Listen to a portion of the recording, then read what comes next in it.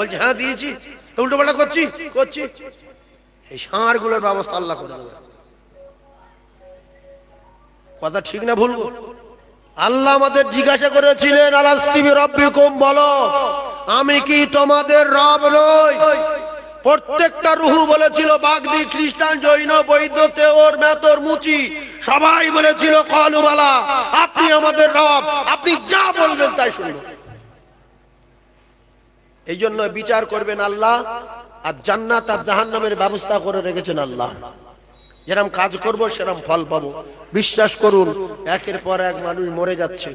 Motor বাইকে অ্যাক্সিডেন্টে এই কয়েক সপ্তাহের ভিতরে কতগুলো যুবক ছেলে মারা গেল বলেন। তাদের ভিতরে তাহাজ্জুদ ছিল, প্রত্যেক দিন কোরআন তেলাওয়াত ছিল, প্রত্যেক সোমবারে রোজা ছিল, প্রত্যেক বৃহস্পতিবারে রোজা ছিল, প্রত্যেক দিন 5 ওয়াক্ত নামাজ ছিল, তাদের হালাল খানা খাওয়া ছিল, পকেটে বড় বড় মোবাইল ছিল, তাতে উল্টো পাল্টা ছবি ভরা ছিল। বিচার আল্লাহ করবে।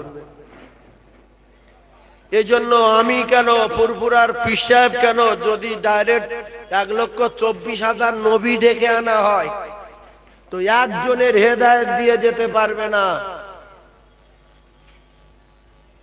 পীর তো কালকের গার পীর, পীর পীর তো কালকের গার পীর। পীর বড় না সাহাবী বড়? কথা বলে। সাহাবী বড়, আর সাহাবী বড় না নবী বড়? তো কোন নবীর কাছে হেদায়েত নেই। আল্লাহর কাছে রাসূল বলতেন, নবীগণেরা বলতেন, আল্লাহ যারে ভালোবাসতেন, চাইতেন, আল্লাহ তারে হেদায়েত দিয়ে দিতেন। আল উলামাউ ওয়ারাসাতুল আম্বিয়া, আলেম ওলামারা এরকম বলবে, নবীর ওয়ারিস, নবীদের কথাগুলো, কোরআনের কথাগুলো বলবে। নিজেদের পরিবর্তন হতে হবে, কেউ আপনাদের পরিবর্তন করে দিয়ে যেতে পারবে না। সেই জন্য নিজেরা ভালো হয়ে যান। কে কি অন্যায় করেছেন, সে কোন মা, কোন বোন, কোন ভাই, কোন বাপ, যে যা করেছে সে জানে, আর একজন জানে, তার আল্লাহ জানে। প্রত্যেকের আল্লাহ আছে না নাই? ওই টুপি মাথায় দিয়ে, ভালো জামা গায়ে দিয়ে, লম্বা দাড়ি রেখে, লোক সমাজে ভালো ড্রেস পরে, বড় দাড়ি রেখে মসজিদে গিয়ে নামাজ পড়ছি, কিন্তু ওর খোলের খবর জানে আমার আল্লাহ। এই জন্য গুনার ভয়ে, পাপের ভয়ে রাতের বেলা আমার আল্লাহ, আমার আল্লাহ প্রত্যেক দিন রাতের বেলা প্রথম আসমানে আসে, লিখে রেখে দেন। প্রথম আসমানে এসে তার বান্দা বান্দীদিগকে বলে, তোরা কেউ আমার কাছে কেউ কি চাইবি? তোদের কি কিছু চাওয়া আছে? জান্নাত চাইবি, জান্নাতুল ফিরদাউস চাইবি, কবরে বেহেশতের বাগানে থাকতে চাস, কবরে হুর চাস, কবরে খানা চাস, কবরে জান্নাতুল ফিরদাউসের দরজা খোলা থাক, ঠান্ডা এসি হাওয়া প্রবাহিত হোক, হাওয়া জারি হয়ে যাক। ও কলিজার টুকরা মায়েরা, ও বোনেরা, বেটিরা, ভোরের বেলা কোন জরুরাতে উঠেছেন, কেউ 12টার সময় পায়খানা করতে উঠছে, মুরব্বী যুবক রাত 2টোর সময় পেশাব করতে উঠেছে, পেশাব করে পানি নিয়ে 2 রাকাত নামাজ পড়ো, নফল নামাজ, আর আল্লাহর কাছে বলো, আল্লাহ এই সময় সবাই ঘুমাচ্ছে, আর আপনি তো প্রথম আসমানে এসে গেছেন, আমি 5টা মিনিট সময় দিচ্ছি, আপনি আমার এই দাবিটা পূরণ করুন। আল্লাহ গো, আমি একটা লরি কিনবো, লরি দিতে হবে, বহুত দিন থেকে ভ্যান চালাচ্ছি, পা যন্ত্রণা করতে ভালো লাগে না, সবার হয়ে গেছে 2 তলা বাড়ি, প্যারিস পুট্টি, এখনো আমার টালির বাড়ি। আল্লাহ বলতে, একটুখানি আমার বাড়ি এসে না বলতে পারিস? তোর বাড়ি তুই বল, তোর বাড়ি বসে বসে বল, মসজিদে আসার দরকার নাই। কিতাবে লেখা, নফল নামাজ যত বাড়ি পড়বে তত ভালো। মসজিদে যেতে হবে না, আমি আপনাদের নিষেধ করছি, মসজিদে যেতে হবে না। এই মিডিয়া চলছে, হুঁশ করে কথা বলতে হবে, মসজিদে যাওয়ার দরকার নেই। পেশাব করে, বলছি পেশাব করে পানি জানাতে নামাজ পড়ছি, বলি কার মন দেখে 3 ভাগ লোক ঠান্ডার সময় পেশাব করে পানি নেন, হ্যাঁ? বলছে এত ঠান্ডা ঠেকান যায় না। যা ঠেকা না ঠেকা বুঝতে পারো তো, যে কষ্টই যত অজু করতে গেলে যত কষ্ট হবে আল্লাহ তার তত বদলা দেবে। সেই জন্য পেশাব করতে উঠেছে নিজের প্রয়োজনে, পেশাব করে একটু ওই তো পানি হাতে লাগাতে হবে, ওইভাবে একটু অজু করে নিয়ে 2 রাকাত নামাজ পড়েন, পড়ে বলেন আল্লাহ দোকানটা বহুদিন থেকে বেচাকেনা ডাউন যাচ্ছে, আপনি আমার প্রচুর বেচাকেনা দেন, দেখবেন কয়েকদিনের ভিতরে আপনার দোকানে খরিদ্দার ভরে যাবে, ঠেকাতে পারবেন না। এ নামাজ নেই, কালাম নেই, পেশাব করে পানি নেই, শুধু পীর সাহেব ডাকছে আর মৌলী সাহেব ডাকছে, দোকানে তাবিজ নিচ্ছে, আর দোকানে খরিদ্দার কমে যাবে। এই জন্য অনেক লোক বলে অমুক মাওলানার কাছে তাবিজ দিয়েছি কাজ হয়নি, অমুক পীর সাহেবের কাছে তাবিজ দিয়েছি কাজ হয়নি। তো কোন পীর তোমার কাজ হবে না, তুমি আগে পেশাব করে পানি লাও, তোমার দোকানে তো ফেরেশতা দাঁড়ায় না, এই কাজ হবে? কোনো কাজ নেই, নাপাক জায়গায় পাক জিনিস দাঁড়ায় না, কথা বুঝতে পেরেছেন? সেই জন্য 100-র ভিতরে দেখা যায় 80 জন মুসলমানের যুবক মুরব্বী জন বিশ্বাস করুন পেশাব করে পানি লাই না। কালকের একটা জলসায় গিয়েছি, নবীর মেম্বারে বলছি, একটা ছেলে আমার বলতে হুজুর আজ থেকে 15 বছর আগে আপনার ওয়াজ শুনেছিলাম, সেই ওয়াজে সঙ্গে আমার ড্রাইভারের মাও সাহেব ছিল, সেই ওয়াজে আমার বলা ছিল যে গাড়িতে যাচ্ছ, রাস্তায় যাচ্ছ, ট্যাক্সি 4 চাকায়, বাসে যাচ্ছ, পেশাব করতে নেমেছো কিন্তু পানি নাই, ঢিল লবো ঢিল নাই, আদলা ইট লবো ইট লাই, ফল লবো তাও নাই, তুলো লবো তাও নাই, কাগজ লবো তাও নাই, শেষের বেলা নিজের পরনের লুঙ্গিরা কানায় ঘষে লবো। কোথায় ঘষবো? লুঙ্গির কানায়। এইবারে লুঙ্গির কানায় ঘষে নিয়ে এইরকম ভাবে কানা ধরে একটা গিট মারবেন, মেরে আবার গাড়িতে উঠবেন, গাড়ি যেতে যেতে যেতে যেতে আবার এক জায়গায় দাঁড়ালো, সেখানে যদি পানি পান তাহলে এই গিরোটা ফুটকানেক দূর থেকে ধুয়ে নেবেন, ওই লুঙ্গি নামাজ পড়া যাবে, কোরআন পড়া যাবে, অসুবিধা হবে না। কেউ যদি বুড়ুমি করে বলে যে সেখানে গিয়ে পানি নাই, ফের পেশাব লেগেছে, তাহলে ফের পেশাব করে দেখছেন কোনো কিছু নাই, আবার লুঙ্গি মুছেলি আর একটা গিট মারেন। কথা বুঝতে পারছেন না? কেন এরকম করব? আল্লাহর নবী জানান আকসারু আযাবিল কবরি মিনাল মাউত, বিশ্ব নবী হাবিবুল্লাহ জানান অধিকাংশ কবরে আযাব হতে দেখা যায় শুধুমাত্র পেশাব করে পানি না নেওয়ার কারণে। কিছু নোংরা লোক আছে, মুসলমানের ঘরে জন্ম নোংরা লোক, সরপুকুরের মতো নাপাক গায়ে ঘরে, কোরআনও মানে না, হাদিসও মানে না, ছি পেশাব করে পানি লাইনি উই শুধু শুচ্ছে। ফেরেশতারা খুশি না বেজার? কথা বলে, আল্লাহ খুশি না বেজার? আচ্ছা, নামাজ পড়লে মানুষ মরে যাচ্ছে, না পড়লেও মানুষ মরে যাচ্ছে, বেনামাজি মরে না? মরে না? ভালো করে বুঝবেন, বেনামাজি মরে, তা সে বেনামাজি হলেও সেই তো মানুষ। ওই মানুষটা মরার সময় যদি পাক অবস্থায় মরে, অন্তত মৃত্যুর যন্ত্রণা একটু কম হবে। কেন আমরা জানোয়ারের মতো চলবো? প্রত্যেকটা জানোয়ার দেখবেন রাস্তায় পেশাব করছে, হাঁটছে, গায়ে পেশাব চলছে, ছাগল নাপাক, গরু নাপাক, পশু নাপাক, কুত্তা নাপাক, ভেড়া নাপাক, গাঁড়ল নাপাক।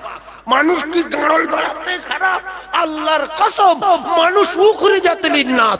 আল্লাহ বলছে মানুষ পৃথিবীর 1 নাম্বার, ফি আহসানি তাকবীম, পৃথিবী যা কিছু আছে এরা সবচেয়ে সুন্দর।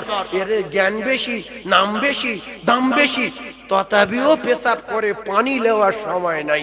যতক্ষণ পানি নেবো ততক্ষণ 2 পা হেঁটে আগিয়ে যাবো। সেটা প্রথমে এই আমলটা করবেন যে আজ থেকে যতদিন বাঁচবো পেশাব করে পানি না নিয়ে একটা কদম তুলবো না। বলছে আমি আপনার এই ওয়াজ শুনে কথাটা মাথায় রাখবেন, আমি পেশাব করে পানি না নিয়ে একটা কদম তুলি না। পকেট থেকে তুলো বার করলো এতটা, শুটের পকেটে, বলছে এই তুলোর খাম পকেটে থাকে, আমি যে কাজ করি সব জায়গায় পানি পাওয়া যায় না, তো তুললেই আমি আজ পর্যন্ত আমি 15 বছর কোনোদিন নাপাক অবস্থায় রাস্তায় চলিনি। আর আপনি বলেছেন গাড়ি অ্যাক্সিডেন্টে মৃত্যু হচ্ছে, 4 চাকার তলায় গিয়ে চুপ করে শুয়ে রয়েছে, কেউ এসে মেরে দিয়েছে। যদি জিকির করতে করতে যাই, সুবহানাল্লাহ বলতে বলতে যাই, বা গাড়ি উঠে কলেমাটা পড়লেই মৃত্যু যদি হয়, আপনার কলেমা পড়ে মৃত্যু হয়েছে, রাসূল বলেছে জান্নাতি। জোরে বলুন, আরো জোরে বলুন। সেই জন্য বাইক ছেড়ে যখন সায়েন্স সিটি যাবেন, নলমুড়িতে বাইক ছেড়েছেন, কলমাটা পড়তে কত মিনিট লাগবে? 20 মিনিট লাগবে? এর বেশি লাগবে কি? ক মিনিট লাগবে? 5 মিনিট? 30 সেকেন্ড লাগবে, 30 সেকেন্ড, তাও লাগবে। বাইক স্টার্ট দেওয়ার আগে দোয়া তো যা জানি, সুবহানাল্লাযী সাখারানা হাযা মা কুননা লাহু মুকরিনিন ওয়া ইন্না রাব্বিনা লা মুনকালিবুন, অত আমি বলতে পারবো না।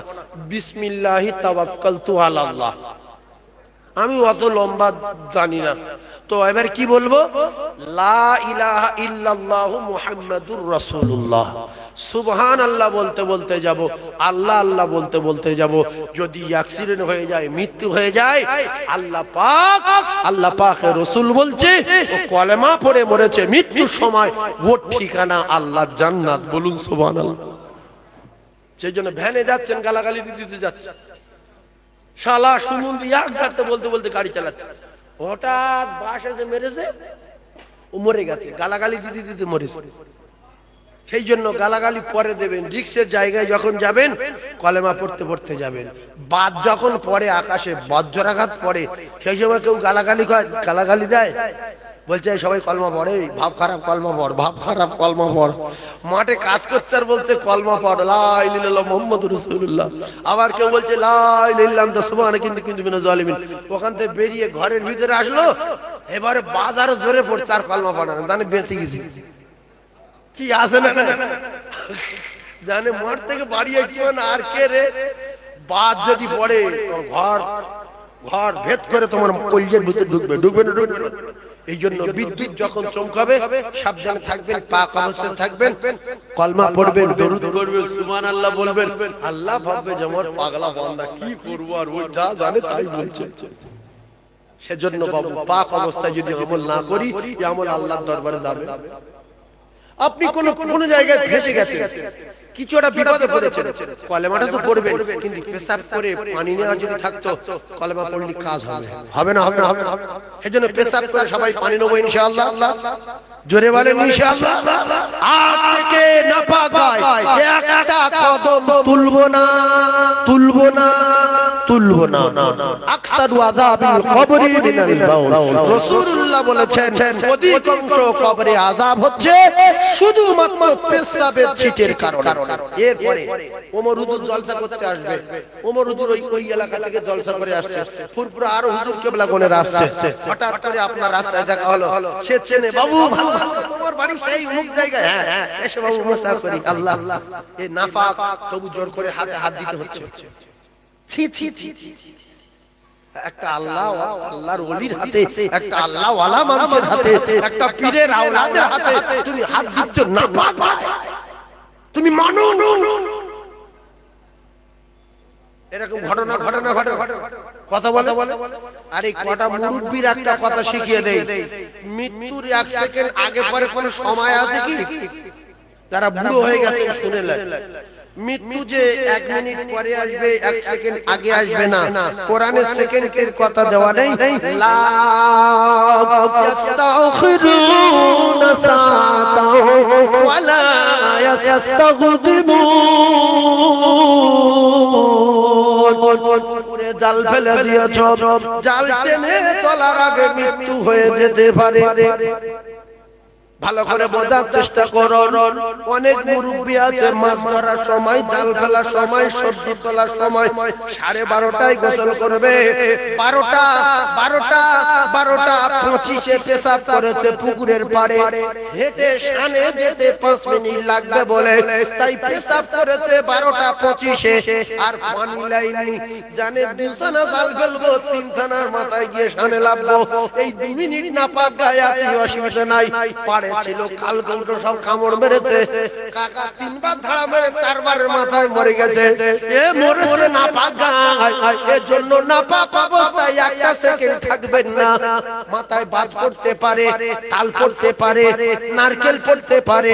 ও নামাজি ভাইরা, যদি পেশাব করে পানি নিত আর নারকেল গাছের গোড়ায় জাল ফেলে ওই অবস্থায় জাল টানছিল আর মাথায় নারকেল পড়ে মরা রসলা, এর নামটা শহীদদের খাতায় লেখা হতো।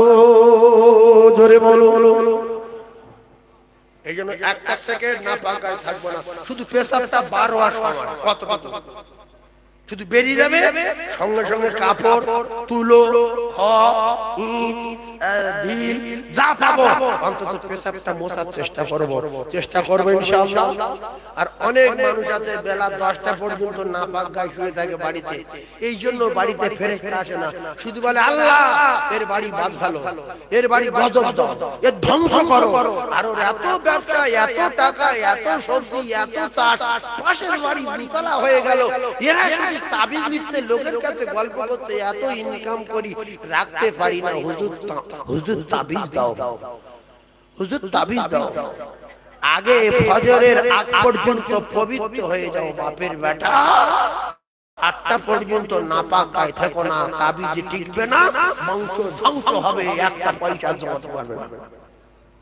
এই অনেক লোক আসে না নাই, আসে না নাই বলে নাপাক গায়ে শুয়ে আছে হইদরি। প্রত্যেক দিন রাতের বেলা কথাগুলো মুখস্থ করে নেন। মিডিয়ার যুগে, কম্পিউটারের জামানায় যে কথা বলতে হবে প্রত্যেকটা হাদিস আর কোরআনের অনুকূলে বলতে হবে।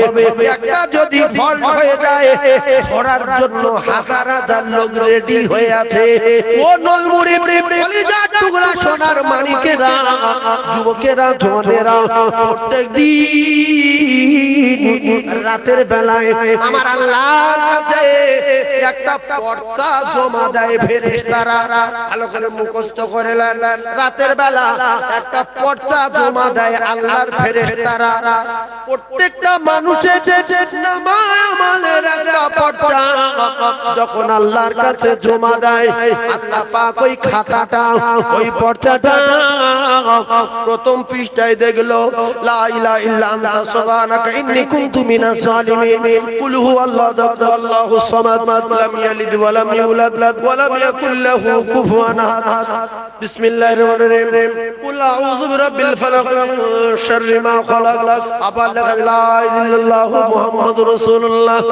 দুরাকাত সুন্নাত, দুরাকাত ফরজ, ফজরের ফরজ নামাজ। এইটা হলো প্রথম পৃষ্ঠা। যাদের মাথায় মানুষের মগজ আছে কথাগুলো বোঝার চেষ্টা করো। ও ভাইরা বাবা দিরা, এইটা হলো প্রথম পৃষ্ঠা। মসজিদে যেতে যেতে আল্লাহ আল্লাহ আল্লাহ আল্লাহ লা ইলাহা ইল্লাল্লাহ মুহাম্মাদুর রাসূলুল্লাহ আল্লাহুম্মা সাল্লি আলা সাইয়্যিদিনা শাফিঈনা মাওলানা মুহাম্মদ যাই হোক বলতে বলতে গেছে কিংবা মসজিদে গিয়ে অনেক কিছু বলেছে। 5 মিনিট নামাজের বাকি ছিল, সুবহানাল্লাহ সুবহানাল্লাহ বলে গাঁট গুনেছে। সবগুলো লেখা আছে, এক জাররা পরিমাণ আল্লাহর দরবারে ফাঁকা যাবে না। আল্লাহ পাক নিজেই জানিয়েছেন জাররা পরিমাণ যদি ভালো কাজ করেন আমার আল্লাহর বদলা দিয়ে দেবেন, যদিও সেটা ছোট হয়, জাররা পরিমাণ হয়। আমাই ইয়ামাল মিসকালা যাররাতিন খায়রান ইয়ারা ওয়া মান ইয়ামাল মিসকালা যাররাতিন শাররান ইয়ারা। ও মায়েরা, বোনেরা, বেটিরা, সুবহানাল্লাহ বলেন সব সময়, আলহামদুলিল্লাহ বলেন সব সময়, উঠোন ঝাঁট দিতে দিতে সুবহানাল্লাহ বলেন, এমনি করে বাড়ি বসে আছেন সুবহানাল্লাহ বলেন। গভীর রাতে উঠেছে, ওযু করে 2 রাকাত নামাজ পড়েন কলিজার টুকরা ভাইরা আমার ফজরের নামাজে 2 রাকাত নামাজ পড়লেন সুন্নাত 2 রাকাত নামাজ পড়লেন ফজরের ফরজ নামাজ ও মুসলমানেরা এইটা হলো প্রথম পৃষ্ঠা এইবারে ফজরের পরে আসছে জোহর কোথায় চলে গেল আসর কোথায় চলে গেল মাগরিব কি হলো না হলো তার ঠিক না এখানে কত গালাগালি কত উল্টো পাল্টা কত 2 নম্বরি কত চিটিংবাজি কিন্তু রাত 7টার সময় বাড়ি আসার পরে বলছে দেখ কাজ করি সারা দিন সর্বনাশ হয়ে গেছে অন্তত দেশের নামাজটা পড়ে আসি আল্লাহর নবী জানান ফজর হলো শুরু এশা হলো শেষ আমার আল্লাহ প্রথম পৃষ্ঠা দেখছে ফজর সুবহানাল্লাহ লেখা দরুদ শরীফ লেখা কলমা শরীফ লেখা আলহামদুলিল্লাহ লেখা ওই মানে কুলু সূরা লেখা ফের 2 রাকাত সুন্নাত 5 মিনিট পরে ছিল অনেক কিছু বলেছে ফের 2 রাকাত ফরজ পড়েছে শুধু তাই না শেষের বেলা আল্লাহ পাক প্রথম পৃষ্ঠা দেখে শেষের পৃষ্ঠায় দেখছে এশার নামাজ পড়েছে অনেকে 4 রাকাত সুন্নাত পড়ে আবার দরুদ শরীফ কলমা শরীফ পড়ে এশার নামাজ পড়ে বাড়ি গেল আল্লাহর ফেরেশতারা যখন খাতা জমা দিল রাতের বেলা ফার্স্ট পৃষ্ঠা দেখছে এই তো প্রথম পৃষ্ঠায় ভালো মানে ফজরে ভালো সুবহানাল্লাহ দরুদ শরীফ লা ইলাহা মুহাম্মাদুর রাসূলুল্লাহ আল্লাহুম্মা সাল্লি আলা সাইয়্যিদিনা মুহাম্মদ আল্লাহুম্মা সাল্লি আলা বারিক আলা মুহাম্মদ এই যত দরুদ আছে সব পড়েছে ভালো এইবারে দেখা গেল মাঝখানে কিছু দেখলো না শেষ পৃষ্ঠা দেখছে তো নামাজ আছে এশার নামাজ দরুদ শরীফ কলমা শরীফ লা ইলাহা সুবহানাল্লাহ আল্লাহু আকবার আলহামদুলিল্লাহ আল্লাহ পাক প্রথম পৃষ্ঠা দেখে আর শেষ পৃষ্ঠা দেখে ফেরেশতারা বলে আল্লাহ মাঝখানে বিরাট গন্ডগোল আপনি দেখেননি বলছে আমার বান্দা প্রথম ভালো শেষ ভালো মাঝখানে যা আছে আমি আল্লাহ মাফ করে দিলাম সুবহানাল্লাহ বলে সুবহানাল্লাহ বলে আল্লাহর দয়া আছে না নাই ফার্স্ট পৃষ্ঠায় ভালো লাস্ট পৃষ্ঠায় ভালো এইজন্য জিন্দেগি শপথ করেন এশার নামাজ ফজরের নামাজ জিন্দেগি যতদিন বাঁচবো ছাড়বো এশার নামাজ ফজরের নামাজ যতদিন বাঁচবো ছাড়বো না আরেকটা ওয়াফা লিয়ে কোন নামাজি কোন বাপের বেটা বাপের বেটি 2-4 জন ভাবিরা কি জলসায় এসেছে নিশ্চয়ই আছে কেন ওরা সারা জীবন বাম দিকে থাকে আমি জানি এ বছর নিশ্চয়ই আসলে এসেছে ও ভাবিরা খালারা কেউ যদি এশার নামাজ পড়ে শুয়ে যায় আল্লাহর নবী বলে এশার নামাজ পড়ে শুয়ে গেল 3 বার সূরা ইখলাস পড়লো খতম কোরআন শরীফ পড়ে শুয়ে গেছে এশার নামাজ পড়ে শুয়ে যদি ওযু অবস্থায় শুয়ে যায় আল্লাহ রাসূল জানান ওযু অবস্থায় শুয়ে যদি দরুদ শরীফ পড়তে পড়তে ঘুমিয়ে যায় শয়নে স্বপ্নে বিপদশায় একটা বার রাসূলুল্লাহ নামে ফানা হয়ে যায় ও কলিজার টুকরারা বিশ্ব নবী জানান স্বপ্ন যোগে আমি নবী আমার চাঁদমুখ যদি একটা বার দেখতে পাই আমি রাসূলুল্লাহ কথা দিলাম তার জাহান্নামের আগুনটা হারাম হয়ে যায় জোরে বলো এই জন্য নবী দেখার আশায় প্রত্যেকদিন এশার নামাজ পড়ে ওযু করে শুয়ে পড়বেন অনেক প্রেমিক আছে প্রেম করে এশার নামাজ পড়ুক আর না পড়ুক একটা ঘরের ভিতরে শুয়ে দরজা বন্ধ করে দিয়ে লাগিয়ে দিল ফোন তোর জন্য আমি ঘুমাতে পারি না তুই আমার সোনা জব করতে তসবিহ পড়তে তোর জন্য আমার আল্লাহ দুনিয়া পাঠিয়েছে তোর সঙ্গে যদি না বিয়ে হয় আমি বিষ খাবো না গলায় দড়ি দেব তুই ছাড়া আমি কিছু দেখি না এই মুসলমান নির্জন জায়গায় বসে যদি প্রেমিকের সঙ্গে মহব্বত বাড়ানোর জন্য ফোনে এত অভিনয় করতে হয় আল্লাহ রাসূল বলেন এশার নামাজ পড়ে শুয়ে পড়লে আর দরুদ পড়তে পড়তে যদি শোয়ে আমি রাসূলুল্লাহ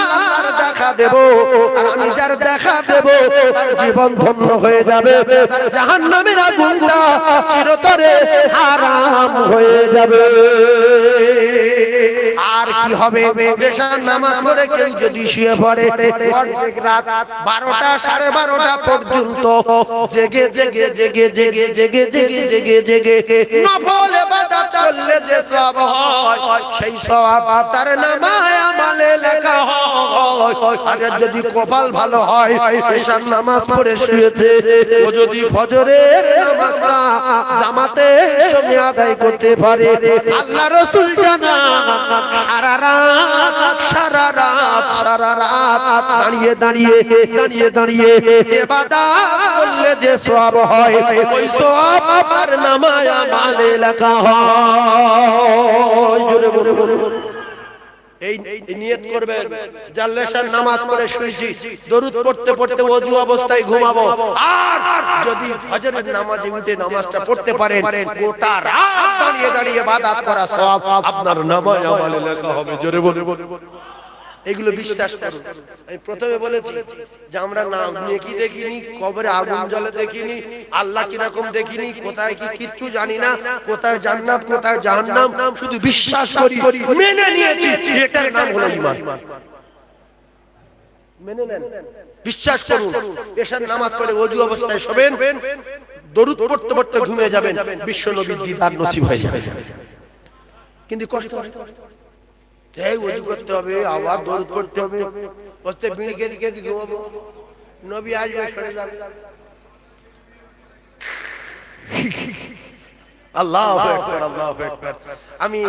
আমি কিন্তু উঠে কোন দরুদ শরীফ পড়িনি, আউযুবিল্লাহ বিসমিল্লাহ কিচ্ছু বলিনি, কারণ ওই আউযুবিল্লাহ বিসমিল্লাহ বললে কিছু লোক পালায়, সেদিন উঠি পর ওয়াজ ধরেছে, উঠি পর এবারে দুই তিনবার একটু কোরআন আয়াত পড়বো, পড়ি তারপরে একবার দরুদ শরীফ পড়বো, ফের আবার এরপর থেকে ওয়াজ শুরু করব। এইটাই দরুদ শরীফ পড়বো, ফের কিছু লোক কেটে যাবে। দরুদ শরীফ শুনলে রাগ হয় শয়তানে, কোরআন শুনলে রাগ হয় শয়তান। মুসলমানের রাগ হবে কেন? মুসলমানের কাছে যদি গোটা রাত কোরআন তেলাওয়াত করা হয়, এদের কাছে ভালো লাগবে, এজন্য প্রত্যেকটা ওয়াক্ত তেলাওয়াত করব, আর আপনারা শুনে 10টা করে নেকি পাবেন। বলেন সুবহানাল্লাহ। যারা মুখ্য মুসলমান, মুখ্য যাদের জ্ঞান গম্মি কম, কোরআন শরীফ পড়তে পারে না, ও কলিজার টুকরারা, বিশ্ব নবী বলেছেন ওরা আমার উম্মাত, ওরা কোরআন যদি পড়তে না পারে ওরা কোরআন পড়া সওয়াব পাবে, কোরআন যদি খতম করতে না পারে ওরা কোরআন খতমের সওয়াব পাবে। কায়দা হলো আমার উম্মাত যদি কোরআন শরীফ দেখে দেখে পড়তে না পারে, কুলু সূরা 3 বার পড়লে এক খতম কোরআন পড়া সওয়াব পাবে। যদি কুলু না জানে তাহলে কি করে কোরআন খতমের সওয়াব পাবো? ওই কুলু পড়া লোক একটা আনিয়ে সে 3 বার কুলু পড়বে, আপনি শুনে নেবেন, লাইন ক্লিয়ার। ও 3 বার পড়ে এক খতম, আমি শুনে এক খতম। ও রোজা করে 70টা রোজা সওয়াব, আর আমি একজনের পানি খাইয়ে 70টা রোজা সওয়াব। এটা হলো উম্মতি মুহাম্মাদির অফার। জোরে বলুন সুবহানাল্লাহ। একবার তাকবীরে ধ্বনি দেন, নারে তাকবীর। আর জোরে বলুন নারে তাকবীর, নারে তাকবীর। এই যে কিছু আমলের কথা বলছি, খারাপ লাগছে কি? কোন সূরাটা পড়লে একটা সূরা পড়লি 15 পারা কোরআন শরীফ পড়া সওয়াব বলেন তো? বলে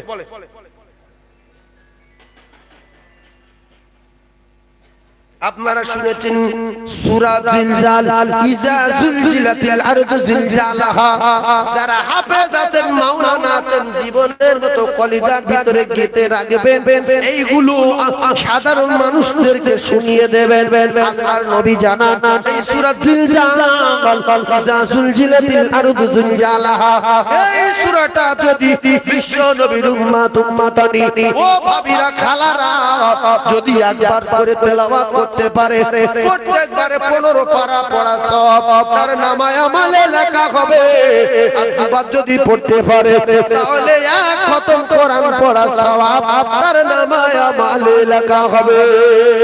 জোরে বলুন। এজন্য তো নবীগণেরা দোয়া চেয়েছিলেন, আল্লাহ নবী করেছেন, কিন্তু যদি বিশ্ব নবীর উম্মাত করতেন জীবন ধন্য হতো। শুধু 3 বার কুলু এক খতম, কুলু না জানলে শুনলে এক খতম, ইয়াসিনে 10 খতম, ইয়াসিন পড়তে না পারলে শুনলে 10 খতম। জোরে বলো, আর একটু জোরে বলো। আর কলেমা এর গতি আর এর পাওয়ার আল্লাহু আকবার। আমরা জানি শুধু একটু অভাব মানি না, চিল্লে একবার তাকবীর দেন, নারে তাকবীর। অনেকে তাকবীর দেয় না, কি ওয়াজ শুনবে এরা? আল্লাহ মহান, আল্লাহ বড় বলে না। যে সময়টা বলেননি বিশ্বাস করুন এই সময়টার ফিরিয়ে আনা যাবে, নিজের ক্ষতি নিজে করা হচ্ছে।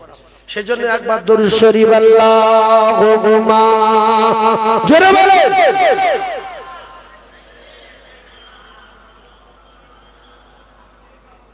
ওয়া আলা আলি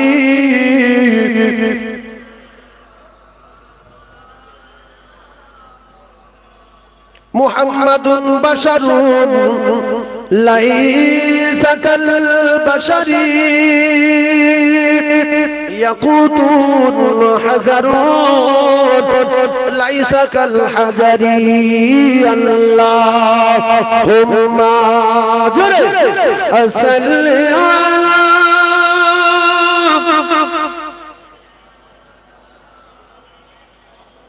وعلى آل سيدنا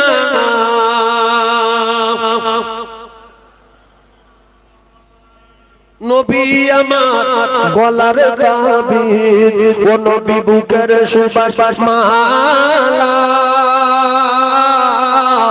ওই নবী আমার গলার তাবির ও নবী বুকের সুবাস মালা, ওই নবীর নামে দরুদ পড়ে মিঠাই মনের জ্বালা আল্লাহুম্মা জোরে বলে সাল্লি আলা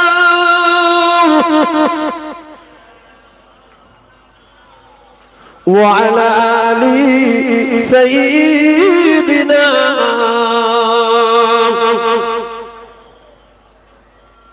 মায়ামিনা হাতি ধরে বলেন হালিমা, ও গো মায়ামিনা হাতি ধরে বলেন হালিমা,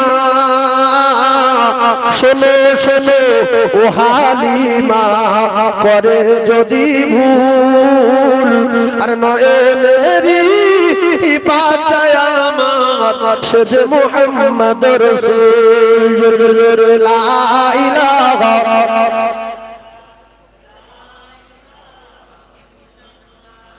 লা ইলাহা ইল্লাল্লাহ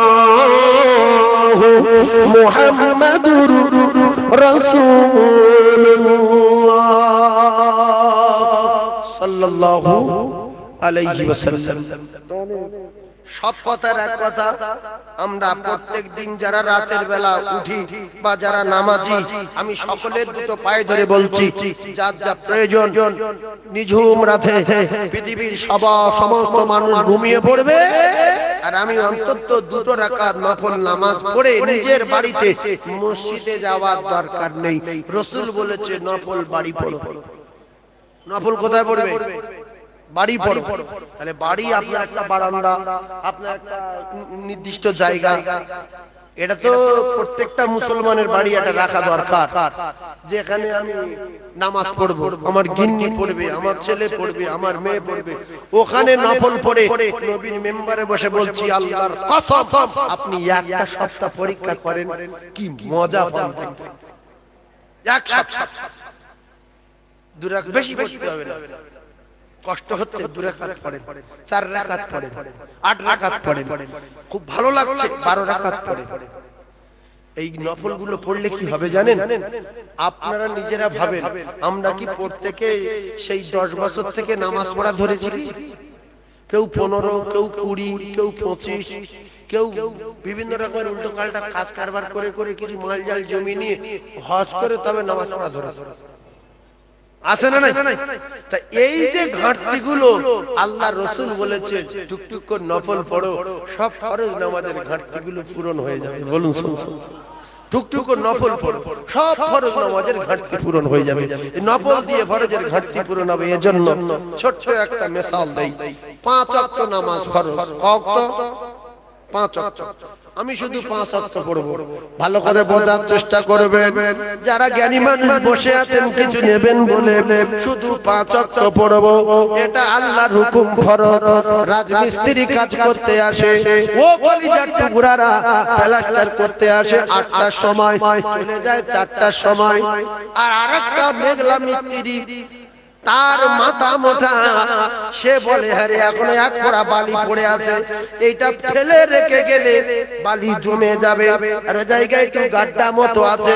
ওরা বলছে আমার যে পর্যন্ত টাইম, এই 4টে থেকে আর এই 6টা থেকে নিয়ে 8টা থেকে নিয়ে 4টে, এই পর্যন্ত, এর আগে পারবো না। কোন সময় ওই মিস্ত্রি গুলো 10 মিনিট 15 মিনিট কাজ ছিল, করতো না। কিন্তু এই নেগলা লোক, এ ওই ঝাঁট দিয়ে বালিগুলো নিয়ে, সিমেন্ট মাখানো বালিগুলো নিয়ে একটু ঘষাঘষি করতো, কোথাও একটু ফাঁকা ছিল সে জায়গায় ডলে দিত। মালিক দেখলো সবাই চলে গেল, আর এই মিস্ত্রিটা 1 পোড়া বালি বেশি আছে বলে দেয়ালে লাগাচ্ছে, 2টো ইটে বাকি আছে সেখানে ধরাচ্ছে। এই রকম অধিকাংশ দিন সময় অধিকাংশ দিন সময় ছাড়া কাজ বাড়তি করে। হঠাৎ করে একদিন এর 8টার সময় কাজে যাবার কথা, এ যাচ্ছে 10টার সময়। ওই টাইমের মিস্ত্রি গুলো মালিকের কাছে রিপোর্ট দিল, কাকা আমরা সবাই 8টায় এসেছি, আর আপনার এই মেঘলা মিস্ত্রিটা আজকের 11টায় এসেছে। তার মানে টার্গেট হলো এর বার করে দেন, আর নাই রোজ দেবেন না। মালিক বলছে কে? বলছে নেগলা। বলছে নেগলা যদি বেলা 2টোয় আসতো, নেগলার ফুল রোজ দিয়ে দিতাম, কারণ আমি নেগলার উপরে বিরাট খুশি। 5 ঘন্টা পরে এসেছে তো কি হয়েছে, এর আগে 2 মিনিট 4 মিনিট করে অনেকগুলো কাজ আমার করেছে, তাতে আমি বিরাট খুশি। আমার মালজাল গুলো নষ্ট করিনি। ও কলিজার টুকরা ভাইরা, এরা শুনে অবাক হয়ে গেছে। আমরা যদি 1 পোড়া বালি মেরে দিয়ে যেতাম, 1 মুঠো সিমেন্ট মেরে দিয়ে যেতাম, মালিক তো আমাদের উপরে খুশি হতো। অনেক মুসলমান কায়দাবাজি করে ফরজ নামাজ পড়ে পালায়, সুন্নত নফল পড়ে না। এমন বাপের বেটা আছে না নাই?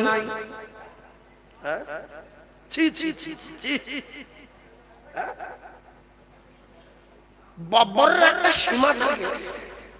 কি একটা স্কুল মাস্টার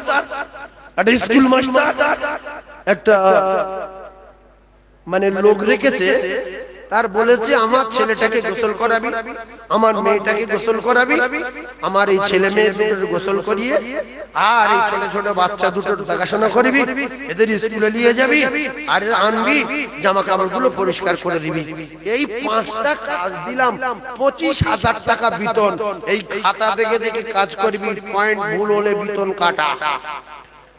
ওইভাবে চলে বেশ কিছুদিন। চলতে চলতে চলতে চলতে হঠাৎ করে একদিন বোনটা স্লিপ খেয়ে সরে গেছে, এরকম হাত মারছে ডুবে যাচ্ছে, হাত মারছে ডুবে যাচ্ছে। ভাইটা দেখছে বোনটা তো মারা যাচ্ছে, এ লাফিয়ে পড়েছে, বাচ্চা মানুষ গিয়ে ওর বোনের ধরেছে, ধরে দুজনাই একেবারে জড়াজড়ি হয়ে দুজনাই সব মারা গেছে। আরে মুক্কু বসে বসে দেখছে, মুক্কু যার 25,000 টাকা বেতন, ও শুধু খাতা দেখছে। আমার তো এ দায়িত্ব নেই যে ছেলে মেয়ে যদি পুকুরে পড়ে ডুবে যায় তুলবে, মরুক। এই আমার কথা বুঝতে পারেন? এই কথাটা মুখস্থ করে নেবেন। এই কথাটা বলছি, চায়ের দোকানে বলবেন, গীবত করবেন না, এইগুলো বলবেন। সাইফুল্লাহ সাহেব বলেছে একটা লোকের 25,000 টাকা বেতন, তার কাজ দিয়েছে 5টা কাজ ঠিক ঠিক মতো আদায় করতে বলেছে, বেতন 25,000 টাকা বেতন। এখন ও যখন গোসল করাতে নিয়ে গেছে, মেয়েটা স্লিপ খেয়ে সরে গেছে, ছোট বাচ্চা মানুষ, ভাইটা দেখছে যে কাকু তুলছে না, এ ঝাঁপিয়ে পড়েছে, আর ও ওকে জড়িয়ে ধরেছে, দুজনে সব মারা গেছে। আর এ বলছে তো আমার পুকুরে বাচ্চা পড়ে গেলে যদি কোনোদিন পুকুরে পড়ে মারা যায়, আমার তো তোলার কথা নেই, যদি তুলি মালিক যদি কিছু খারাপ মনে করে। তোর কপালে আগুন লাগবে, তোর যে জন্য চাকরি চাকরি দিয়েছিল সেই চাকরি তো চলে যাচ্ছে, এইবারে তোর ভিক্ষা রেখেতে হবে, আর তোর চাকরি থাকবে না, কারণ বাচ্চা দুটোর জন্য তোর চাকরি। মালিক আসলো, কই বাবু কচি দুটো কই, টাইম তো প্রায় হয়ে গেছে। বলছে কাকু মারা গেছে। সে কি রে? বলছে ডুবে মারা গেল। বলছে ডুবে মারা গেছে। ভাইজান আমার বাবাদিরা ঠান্ডা মাথায় তত্ত্ব বোঝেন। মালিক বলছে তুলিসনি। বলছে আপনি তো বলেননি। মালিক বলছে তুলিসনি। বলছে আপনি তো আমার বলেননি, লিখেও দেননি। এই জন্য নফলের গুরুত্ব নেই। ও মালিক তো বলেনি, ও তোমাদের ব্যাপার। জ্ঞান গম্যি যদি ভালো থাকতো, বাচ্চা দুটোরে যদি তুলতো, মালিক 25-এর জায়গায় 50 বেতন দিত। যে তোর মতো জ্ঞানী, তোর মতো বুদ্ধিজীবী, তোর মতো ভালো মানুষের আর 25 না, বাচ্চা দুটো তুই বাঁচিয়েছিস, এর বিনিময়ে 50,000 টাকা বেতন দিলাম। কত? অনেক পুলিশ অফিসার দেখবেন বলে আমিও তো ঝুট ঝামেলি নেই, আমিও চোর ধরতে যাবো, কোথায় আমি ফেসে যাবো, কোথায় হুজুর আমাকে ছেড়ে দেবে, চুপ করে বসে আছে। যাই হুমকার 40 বছর। আর অন্য পুলিশ যাই হবে, আরে চাকরি তো পেয়েছি, আরো বাড়তে হবে। হঠাৎ একটা বড় ডাকাত ধরে নিয়ে আইলো, 150 বছর আগেকার ডাকাত, আর একটা 6 বছর আগেকার ডাকাত, আর একটা বিরাট ক্রিমিনাল। আস্তে আস্তে করে সম্মান বাড়ছে না কমছে? মেজবাবু থেকে ছোটবাবু থেকে মেজবাবু, মেজবাবু থেকে বড়বাবু, বড়বাবু থেকে আবার অনেক উঁচু পদে চলে গেল। যাচ্ছে না? যায় না? চুপ করে বসে থাকবে, ফরজ নামাজ পড়ে পালাবে, পিছনের কৈফিয়ত দিতে হবে। এই মুখ তোর জ্ঞান নেই, নামাজ পড়া ধরেছিস 40 বছর বয়সে, আর বেটা বাপের জানাজা নিয়ে বলছে বাবারা আমার আব্বাস 3 দিন নামাজ পড়তে পারিনি, 3 দিনে কাফারা কত? বলছে 3 দিনে 10,000 আমি দিয়ে দেবো, আমাদের কোনো অভাব নেই। ইমাম সাহেব ঘুরিয়ে বলছে তোমার বাপ তো পিছনে 30 বছর নামাজ পড়েনি, তাহলে পিছনে 30 বছরের টাকা দাও, 3 দিনে 10,000, পিছনে 30 বছর হিসেব করো। তখন বলবে আইন দিতে পারবো না। কি গো, পিছনের নামাজ মাপ আছে? জোরে বলেন মাপ আছে? সেই জন্য সবার দুটো পায়ে ধরছি, সব সময় নফল নামাজ বেশি বেশি পড়বো ইনশাআল্লাহ। সবাই বলেন ইনশাআল্লাহ, আর জোরে বলেন ইনশাআল্লাহ। কলিজার টুকরা ভাইরা, আল্লাহ নবীর একজন সাহাবী, ও মুসলমান, বিশ্ব নবী হাবিবুল্লাহ 3জন সাহাবীকে সঙ্গে নিয়ে, 4জন সাহাবীকে সঙ্গে নিয়ে আল্লাহ রাসূল নিজেই চললেন আব্দুল্লাহ আনসারী রাদিয়াল্লাহু তাআলা এর বাড়ি। সালাম দিলে আসসালামু আলাইকুম। আপনারা জ্ঞানী মানুষ বোঝার চেষ্টা করুন, সালাম দিচ্ছেন নবী, সাহাবী উত্তর দিলেন না। আবার সালাম দিলেন নবী, সাহাবী উত্তর দিলেন না। এখন নবী খুশি না বেজার? কথা বলেন। এই সালাম দিলে যদি উত্তর না দেয় রাগ হবে না? হবে না? রাগ হবে। সালাম দিচ্ছে নবী, আসসালামু আলাইকুম, আবার বলছে আসসালামু আলাইকুম। রাগ মাথায় উঠছে, নবীর রাগ ধীরে ধীরে ওঠে। ফের বলছে আসসালামু আলাইকুম, বেরিয়ে এসে বলছে ওয়া আলাইকুম আসসালাম।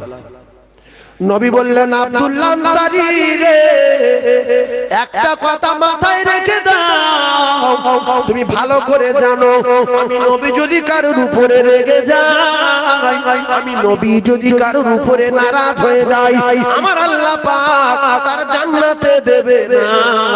তাহলে আমি নবী তোমার দরজায় আসলাম, তোমার বাড়ি এসে সালাম দিলাম, উত্তর দিলে না।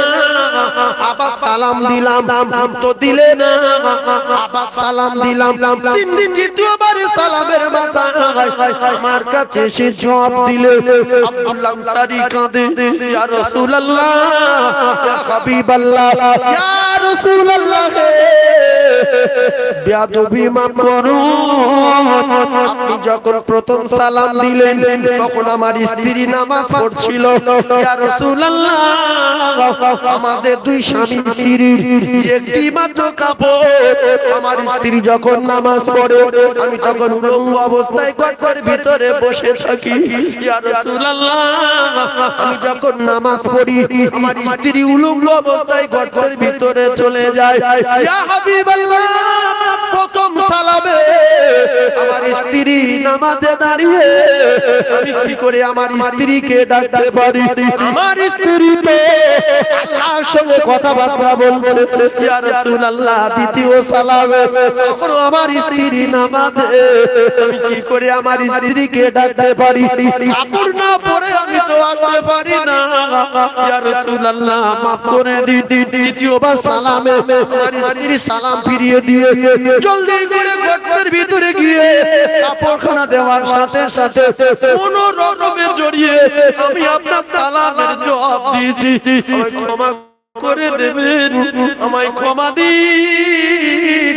ইয়া রাসূলুল্লাহ, এত গরীব, এত গরীব, এত অসহায় আমি আপনার সামনে কি করে আসতে পারি? আপনি রাগ করবেন না। বিশ্ব নবী ঝরঝর করে কাঁদে, সাহাবী চোখের পানি জারি হয়ে যায়। আল্লাহ নবী বললেন, আব্দুল্লাহ, তুমি এত কষ্টে থাকার পরও তথাপি এক ওয়াক্ত নামাজ ছাড়ো না। ও আব্দুল্লাহ, শুনে রেখে দাও, তোমার কথা শুনে আমি রাসূলুল্লাহ আমার খুব ভালো লাগলো।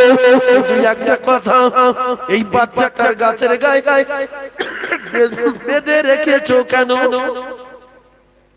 তোমার কথা শুনে আমার খুব ভালো লাগলো, কিন্তু এই বাচ্চাটা শিকল দিয়ে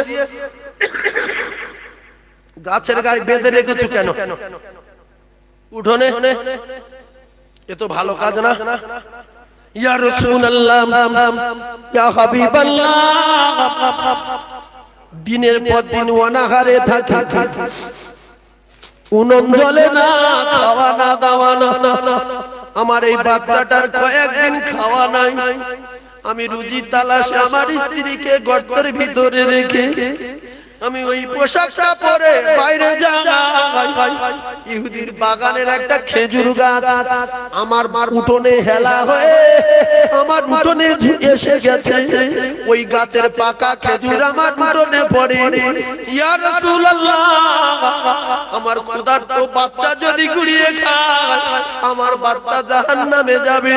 আপনি তো বলেছেন, লা ইয়াদখুলুল জান্নাতা জাসাদুন গুযিয়া বিল হারাম, যে শরীরটা হারাম দিয়ে লালিত পালিত হবে, যার শরীরে হারাম যিনি ঢুকবে, হারাম খানা ঢুকবে, হারামকে শরীরটাকে বড় করবে, হারামকে লালিত পালিত হবে, ওই সন্তান জাহান্নামে যাবে। লা ইয়াদখুলুল জান্নাতা জাসাদুন গুযিয়া বিল হারাম।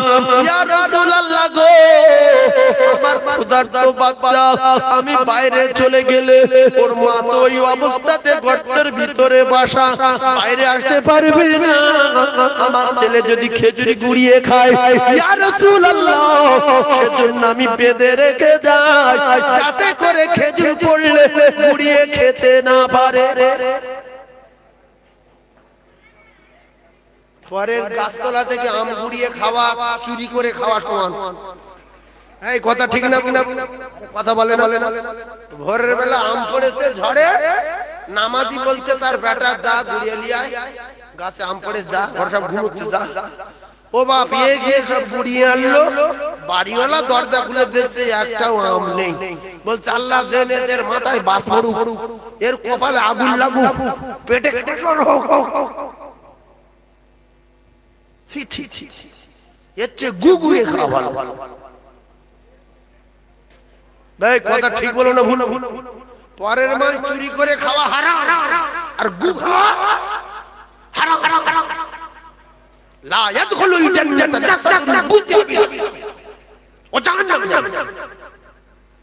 নামাজি মাছ চুরি করে নিয়ে আসছে, ছেলে এর পুকুরে সেগুন জ্বালবে এক খামচা, ওর পুকুরে এক খামচা, এ তাড়া মারছে, ও ইট মারছে, মাছ ধরে খেয়ে এক কটা চিংড়ি মাছ বাপ বলছে আল্লাহ তো ভালো করে দে, ভালো করে ঝোল কর খাই, ওর সঙ্গে পালং শাক দে। আল্লাহ করতে নিয়েছি, বলছে অমুকের পুকুরে, অমুকের পুকুরে, বলছে কাকা ইন্নে তেড়ে এসেছিল, বলছে খুব বাজে লোক, ফের বিকেলে যাবি বাজারে, যা ফের বিকেলে যাবি। আরে নামাজ পড়তে আসছে, এর জ্ঞান কাণ্ড কি রে, রাগটা কি? সাহাবী বাচ্চার কাচের গায়ে বেঁধে রেখেছে, ক্ষুধার্ত বাচ্চা, আমার বাচ্চা না খেয়ে মরে যাবে, আল্লাহ জান্নাতে গিয়ে খানা খাবে, কিন্তু হারাম খেয়ে জাহান্নামে যেতে দেব না। এরা মানুষ বৎসরের আমল করে, বাচ্চাদের চুরি করতে বলবে, ভোরবেলা বাচ্চা বলছে খুঁজে ঝড় হয়েছে, গাছ আম পড়েছে, বলছে তাড়াতাড়ি বেরিয়ে, তাড়াতাড়ি ছাতালে যা, ছাতালে যা। হ্যাঁ বাবা যে তুই মাল গুড়িলে আমি তাহাজ্জুদ করতে যাচ্ছি, মাল গুড়িলে আমি তাহাজ্জুদ করতে যাচ্ছি। ডেমরিকেটে সরবরাহ করে বিউকে করে যতদিন ঝড় হবে বাইরে বাইরে কথা ঠিক না ভুল? সেজন্য বাচ্চাদের জাহান্নামের থেকে বাঁচানোর দায়িত্ব কার? মা বাপের। আল্লাহ পাক জানেন, ইয়া আইয়ুহাল্লাযীনা আমানু, ও জ্ঞানী ভাইরা মাতাওয়ালারা, যারা মনে করেন আমাদের বিরাট মাতার ব্রেন, আমাদের বিরাট সম্মান, বিরাট জ্ঞান, কেমন জ্ঞানী মানুষ, আল্লাহর কোরআন একটু বিশ্বাস করেন। আল্লাহ পাক জানিয়েছেন, ইয়া আইয়ুহাল্লাযীনা আমানু, ও ঈমানওয়ালারা, আনফুসাকুম ওয়া আহলিকুম নারা, তোমরা বাঁচো নিজে জাহান্নামের আগুন থেকে, আর তোমার জাহান্নামে তোমার আহলে বর্গদেরকে জাহান্নামের আগুন থেকে বাঁচাও। হযরত ওমর ফারুক নালিশ করলেন, ইয়া রাসূলুল্লাহ, ইয়া হাবিবাল্লাহ, ইয়া রাসূলুল্লাহ, আব্দুল্লাহ আপনার পিছনে নামাজ পড়ে পালিয়ে যায়, ইয়া রাসূলুল্লাহ এক মুহূর্ত বসে না।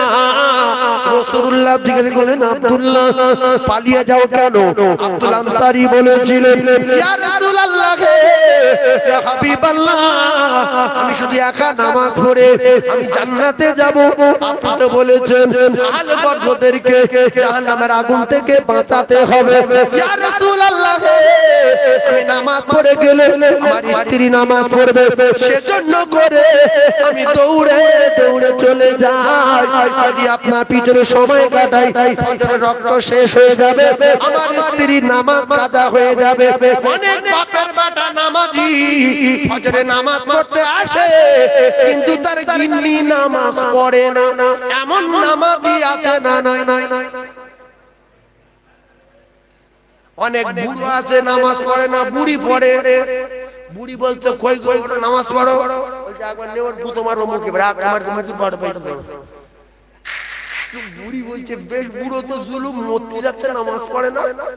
এই যে বুড়ি নেও তুলে, বুড়ো নেও মারতে, একটা বাবার নাম ভুলে দেবো। বুড়ি বলছে এই দেখো ওঠো না। আর এই ফজরের সময় নামাজ পড়ার জন্য ডাকলে বিরাট রিস্ক। আর যদি কারো রাগাতে চায় তাহলে এরকম করতে হবে, ওই গো এগুলোর মাথার চুল একেবারে খারাপ হয়ে যাবে। ডাক এটা ভালো না।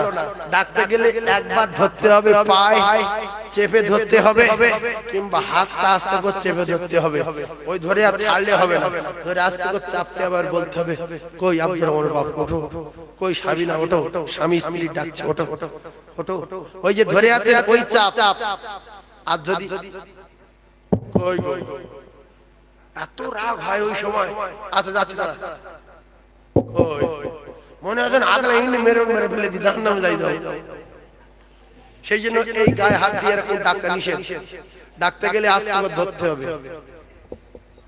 ওঠেন, ভালো লাগবে, আরাম লাগবে, আর ওই যে ধরেছে আর কষ্ট হবে না, আর মানে চোখ মুখ জ্বালা করবে না। এই ধরে দেখে তো ভাব খারাপ, আমার হক আদায় হয়ে গেছে। আপনার বুড়ির আপনি ডেকেছেন, বুড়ি আপনাকে ডেকেছে, কিয়ামতের দিন আল্লাহর কসম ভিডিও হবে, ভিডিও হবে। তুই বুড়ি ডাকিনি, বুড়ি বলবো আল্লাহ আমার ডাকিনি, এ বুড়ো ধরো আমার ডাকিনি। আল্লাহ বলবে বুড়ি ভিডিও দেখ, বুড়ি যখন ভিডিও দেখাবে বুড়ির চোখ নীল হয়ে যাবে। যেই তো আমার ডেকেছিল আমি নামাজ পড়িনি, সবার দুটো পায়ে ধরলাম। মসজিদে যখন যাবেন, বাড়িতে যখন থাকবেন, অন্তত আপনার কলিজার টুকরা বেটা বেটি গুলো আপনার স্ত্রীকে নামাজের কথা বলবেন। যদি তারা নামাজ না পড়ে কিয়ামতের দিন আপনাকে ধরতে পারবে না। আর যদি এদের না বলেন, যদি এদের নামাজের কথা না বলেন, নিজে যদি জাহান্নামের আগুন থেকে বাঁচেন, আর এদের যদি না বাঁচান, আল্লাহর কোরআনকে অস্বীকার করা হবে।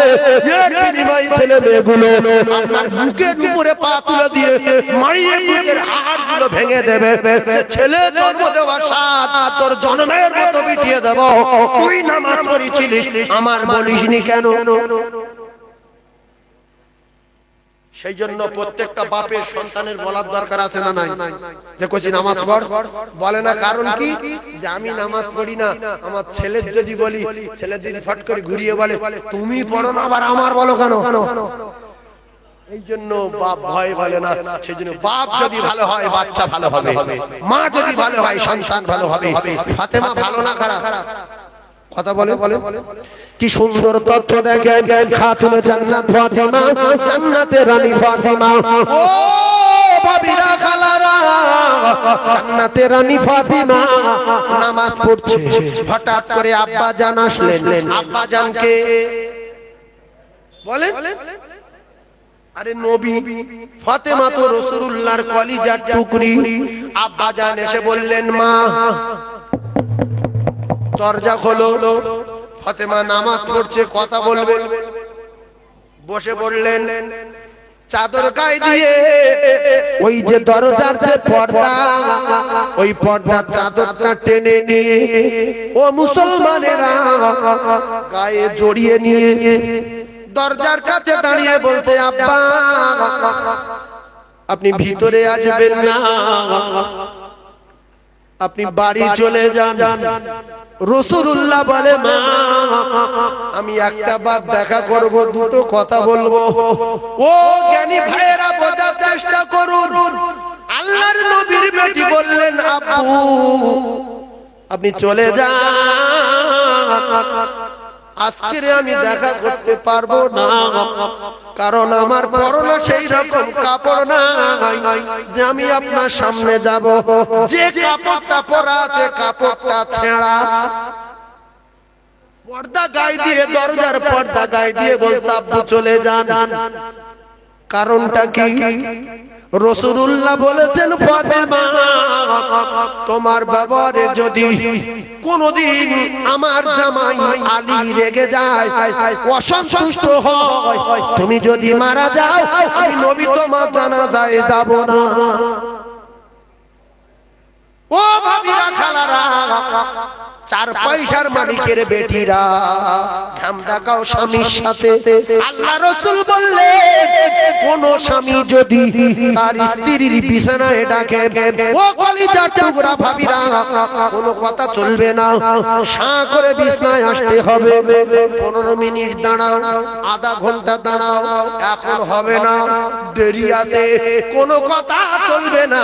আমার স্বামী যদি রেগে বিছানায় শুয়ে থাকে, আল্লাহর নবী জানান স্ত্রীর উপরে আল্লাহর ফেরেশতারা বদদোয়া করতে থাকে, আল্লাহ এই নারীর জাহান্নামে দাও, ধ্বংস করে দাও, স্বামীর উপরে নারাজ। আর ওই রাতে যদি মারা যায়, বিশ্বনবী জানিয়েছেন ওই স্ত্রী জাহান্নামী, জাহান্নামী আল্লাহর জাহান্নামে যাবে। ফাতেমা কোনদিন কোন ব্যবহারে আমার জামাই আলী যেন তোমার উপরে রেগে না যায়, অসন্তুষ্ট না হয়। তোমার স্বামীর মান সম্মান ইজ্জত বাঁচানোর দায়িত্ব তোমার। আব্বাজান এখন আমি যদি আপনার সামনে যাই, আপনি যদি ঘরের ভিতরে আসেন, আপনি আপনার জামার উপরে রেগে যাবেন আর বলবেন আমার জামাই আমার মেয়েটারে কি কষ্ট রেখেছে, সুতরাং চলে যাবে। চলে গেল।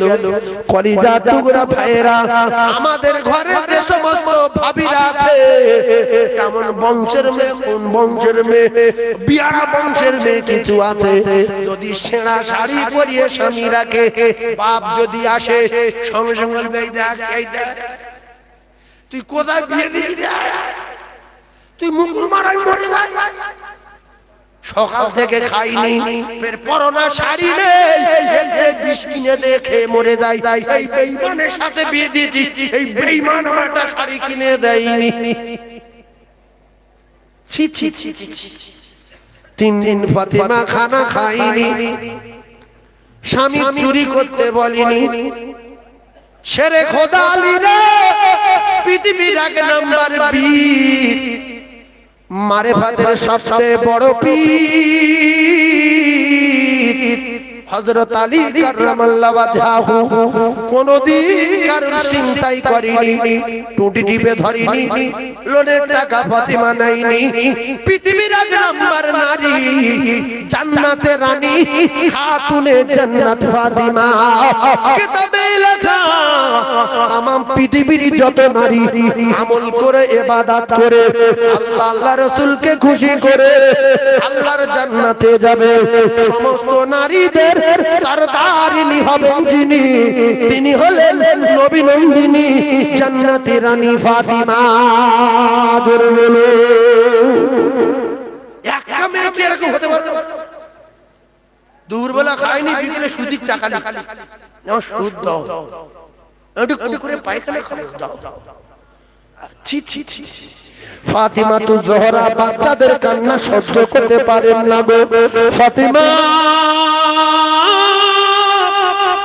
বলে স্বামী গো, হাসান কাঁদে মারা যাব, হুসাইন কাঁদে বাঁচব না, আপনি এক কাজ করুন, আমার আব্বা জানের দেওয়া চাদর এইটা নিয়ে বিক্রি করুন, যদি 2-4 টাকা 5 টাকা দেয় তাহলে মদিনার বাজার থেকে আটা কিনে আনবেন, আপনার তো কয়েকদিন খাওয়া নাই, আমি ফাতিমা আমার খাওয়া নাই, হাসান হোসেন বাঁচবে না।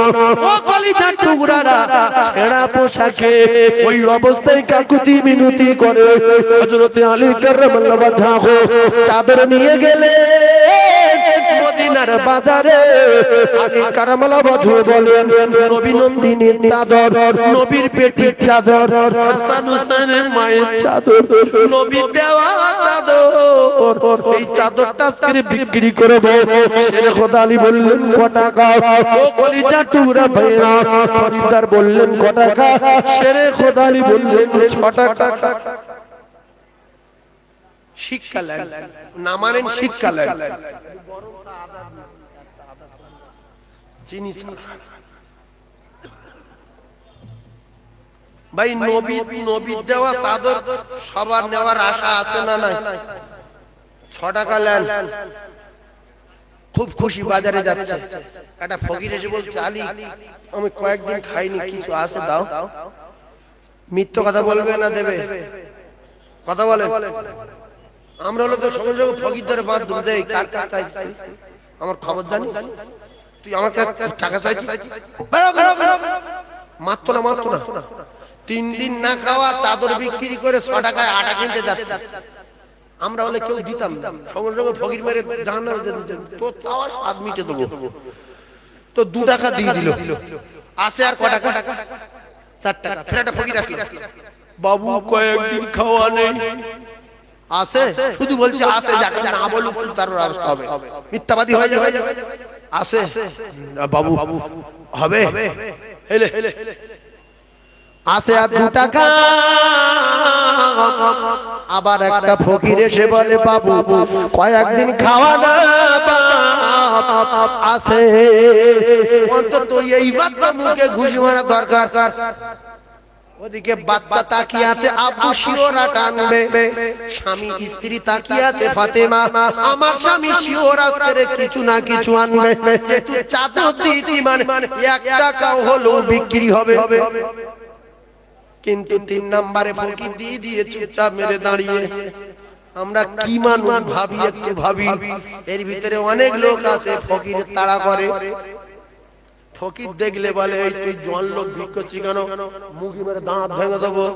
ফকির বলছে আল্লাহ আমার এই দুটো পা ভাঙা পাত বসানো আছে, এ বলছে আমার দাঁত ভেঙে দেবে, আল্লাহ তুমি ওর বিচার করো, তুমি ওর ধ্বংস করে দিও।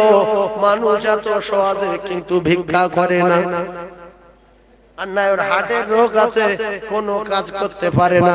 অনেক মানুষের দেখবেন শরীর পুরো বুলেটের মতো, কিন্তু গায়ে ক্ষমতা নাই, কাঁপতে কাঁপতে হাঁটে। তাই ভিক্ষা করা এত সহজ না, নিশ্চয়ই কিছু হয়েছে তাই ও ভিক্ষা করছে। যদি জানার এত ইচ্ছা হয়, মারার ইচ্ছা হয়, তাহলে ওর পাশে বসিয়ে জিজ্ঞাসা করেন বাবু তুই ভিক্ষা করিস কেন, তোর কারণ কি? তোর শরীরের কোনো প্রবলেম আছে? তোর বাম্মা নাই না ভিটা বাড়ি নাই? ভাইরা আমার, বাবাজিরা, ওয়াকারণে যারা ফকিরের রাস্তায় মারতে যায় এদের মারবে আমার আল্লাহ। ওই অ্যাক্সিডেন্টে মরবে, নাই হার্ট অ্যাটাকে মরবে, নাই ফকিরের বদদোয়ায় মরবে। পৃথিবীর কারো বাপ ঠেকাতে পারবে না। রাসূলুল্লাহ বলেছেন দাওয়াতুল মাজলুমের দোয়া সাত আসমান ভেদ করে আল্লাহ পাকের আরশ আজিমে যায়, মাঝখানে কোথাও কোনো পর্দায় আটকানো যায় না। অনেক বাড়ি ফকির গেলে তাড়িয়ে দেয়, আছে না নাই? সাত সকাল নেই, জ্ঞান নেই, খাবার সময় লা ইলাহা ইল্লাল্লাহ মুহাম্মাদুর রাসূলুল্লাহ। ফকির বলছে আল্লাহ ওই খাবে, ও যেন কলেরা হয়। এই বদদোয়া কবুল হবে না? হবে না কেন? এত এত বার বৃদ্ধি কেন? আরো খাবার সময় ফকিরে ডাকে, দেবা হ্যাঁ ফকিরে মেয়ে ভাত খেয়ে তোমার? না বাবা খাইনি বাবা। আয় বাবা এই ওখানে বস। আপনার বিছনায় বসাতে হবে না, আপনার কাছে বসাতে হবে না, একটা প্লাস্টিকের থালা নিয়ে বারান্দার কোলে দুটো ভাত দেন, ও খুশি হয়ে দোয়া করবে মালিক এর বড় করো, এই ব্যবসা করে আল্লাহ, যে কাজ করে আল্লাহর কাজে অনেক টাকা দিও। ও তো বরকত ফরকত বোঝে না, নাম করে যা বলছে বলছে, অনেক টাকা দেবে, এর ভালো করবে, এর বাড়ি বালা মুসিবত দূর করবে। কালকে অ্যাক্সিডেন্ট হতো, কালকে আপনার হার্ট অ্যাটাক হতো, কালকে স্ট্রোক হতো, আল্লাহর কসম ফকিরের দোয়া আল্লাহর দরবারে কবুল হয়, ওই মাজলুমের দোয়া রসিলায় আল্লাহ বালা দূর করে দেবে। জোরে বল বল বল। সেজন্য ও ক লাখ টাকার খানা খেত, এক মুঠো ভাত। ফকির তো 14 টাকা খেয়ে তো বলে খাইনি, ওই আধ কোটার বেশি খেতে পারবি। ও পাশের বাড়ি খেয়েছে শাক ভাত দিয়ে, আপনার বাড়ি গোশ খাচ্ছেন দেখে বলছে বাবা আমি খাইনি। বুঝতে পারেন না? দেখো এক কোটা ভাত আর এক পিস গোশ, আপনার কি বংশ ধ্বংস হয়ে গেল? মসজিদে শুনে রেখে দেন, খাওয়া দিতে হবে না, বিচার আল্লাহ করবে। মসজিদে অনেক শুক্রবার বিদেশি লোক আসে, অনেক লোক ভয়েতে জিজ্ঞাসা করে না যে আপনার বাড়ি কোথায়, যদি ফট করে খাবো বলে বংশ ধ্বংস হয়ে যাবে আমার। ছি ছি ছি ছি ছি, এমন মানুষ বেঁচে থাকা, আল্লাহু আকবার। এমন বকিল, আল বকিল আদু বিল্লাহ, এ আল্লাহর চরম দুশমন, যা যাবে। রাসূল বললেন সাহাবারা আমার টোটাল বিবিদের কারো ঘরে এক শস্য পরিমাণ খাবার নাই, মেহমান খাওয়াতে হবে। একজন সাহাবী হাত তুললেন, সাহাবী বাড়ি গেলেন, স্ত্রী বলছো বাড়িতে খাবার আছে তো? বলছে খাবার কিচ্ছু নাই, শুধু কটা বাচ্চাদের জন্য একটুখানি খাবার আছে। বলছে আলহামদুলিল্লাহ, এই মেহমানটা রাসূলুল্লাহর মেহমান, তুমি তাড়াতাড়ি করে ওইটুকুনি ব্যবস্থা করো আর বাতি নিভিয়ে দাও, ঘরে লাইট নিভিয়ে দাও। যখন অজুহাতে হাদিস পাক এসেছে লাইট নিভিয়ে দিল, নিজেদের সেই বাচ্চাদের খানা, স্বামী স্ত্রীর খানা নাই, বাচ্চাদের খানাটুকু যেই খেয়ে নিল অন্ধকারে, সঙ্গে সঙ্গে লাইট জ্বালিয়ে দিও। রাসূলুল্লাহ বলেন আমার আল্লাহ, আমার আল্লাহর আরশ খুশিতে বাগবাগ হয়ে গেল। জোরে বলুন সুবহানাল্লাহ, আর জোরে বলেন না সুবহানাল্লাহ। রাসূলুল্লাহ বলেছেন এই মেহমান, এই মুসাফির যদি বাড়ি নিয়ে যাও, ও যা দোয়া করবে আপনার বাড়ির জন্য আল্লাহ পাকের দরবারে লাইতে সেকেন্ডের মধ্যে কবুল হয়ে যাবে। মাঝখানে কোথাও কোনো পর্দায় আটকানো যাবে না। শেরে খোদা আলী দাঁড়িয়ে বকিলের খাতা থেকে নাম কেটে দেন, কৃপণের খাতা থেকে নাম কেটে দেন। শেরে খোদা আলী রে দাঁড়িয়ে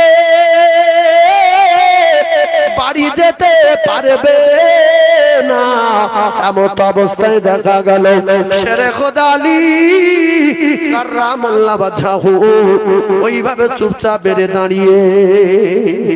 একদল উটওয়ালারা আসছে, বলছে ও নবীর জামাই, তুমি মন মেজাজ খারাপ করে দাঁড়িয়ে আছো কি উট কিনবে বলে? আবার রাগ বাড়বে না কোন? এই জন্য ক্ষমতা থাকলে সব জায়গায় রাগ দেখানো ঠিক না, ক্ষমতা দেখানো ঠিক না। ক্ষমতা সেকেন্ডের ভিতরে আল্লাহ ছিনিয়ে নিতে পারে, পারে না? পারে না? ক্ষমতা দেখি একজনের মারলে, মেরে বাইক চালিয়ে স্টার্ট দিয়ে শাঁ করে ঘুরলে, শাঁ করে লরির তরে চলে গেলে, শাঁ করে মরে গেলে। ক্ষমতা দেখানো ঠিক না। হযরত আলী তো উঠে বলতে পারতো যে ফকির যেরম লেগেছে তোরা সেরম লেগেছিস কি? আমার কি যাই তাই ভেবেছিস নাকি? আমার চিনিস আমি কে? পৃথিবীর এক নম্বর বীর, আল্লাহ আমার বাপ করে পাঠিয়েছে। না, ধৈর্য ধারণ করলো।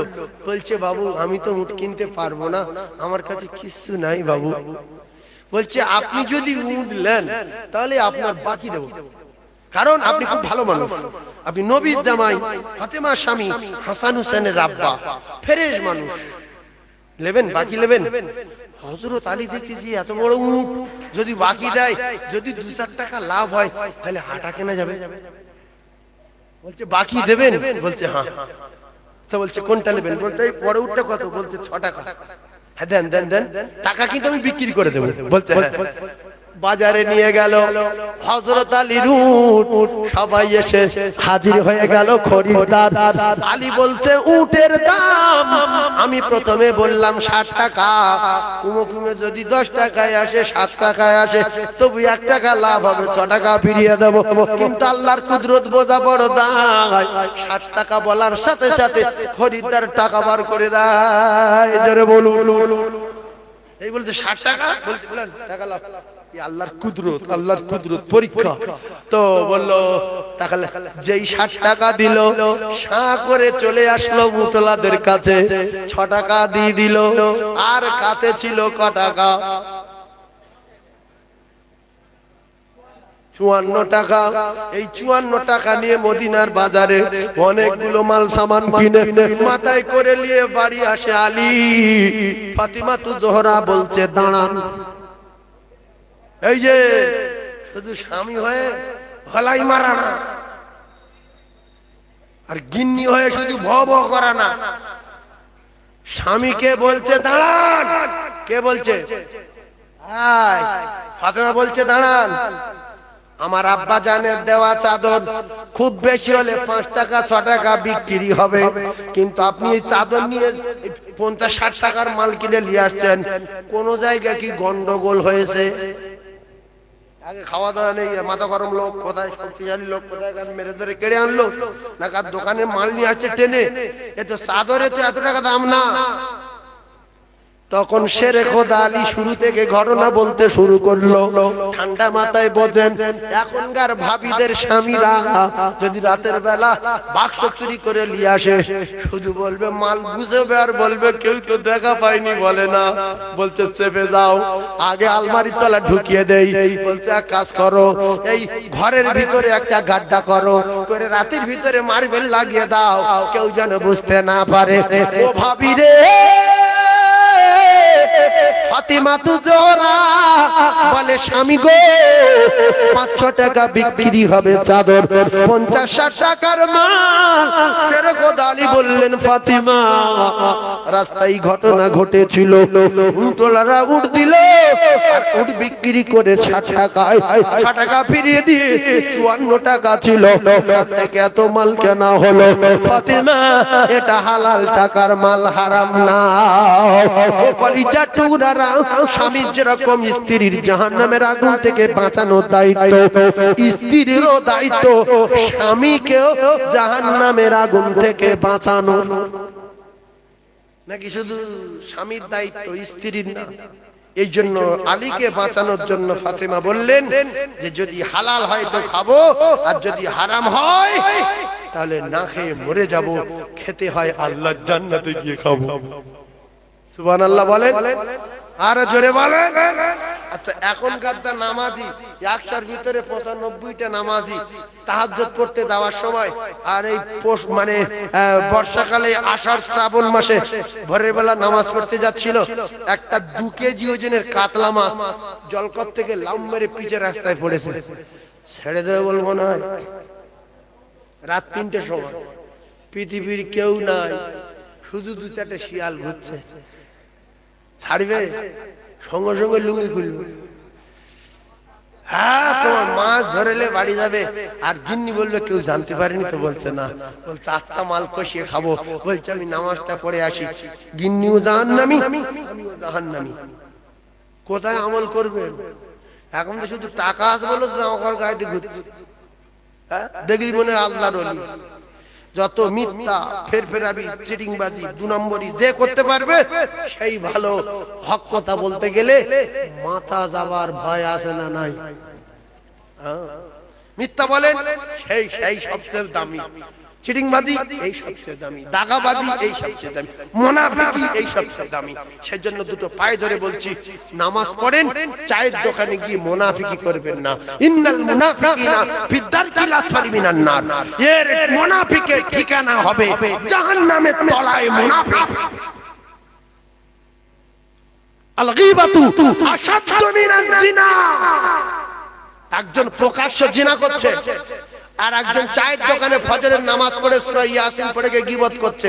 অন্যায় করছে কে বেশি? এই কথা বলেন, শিখেলেন?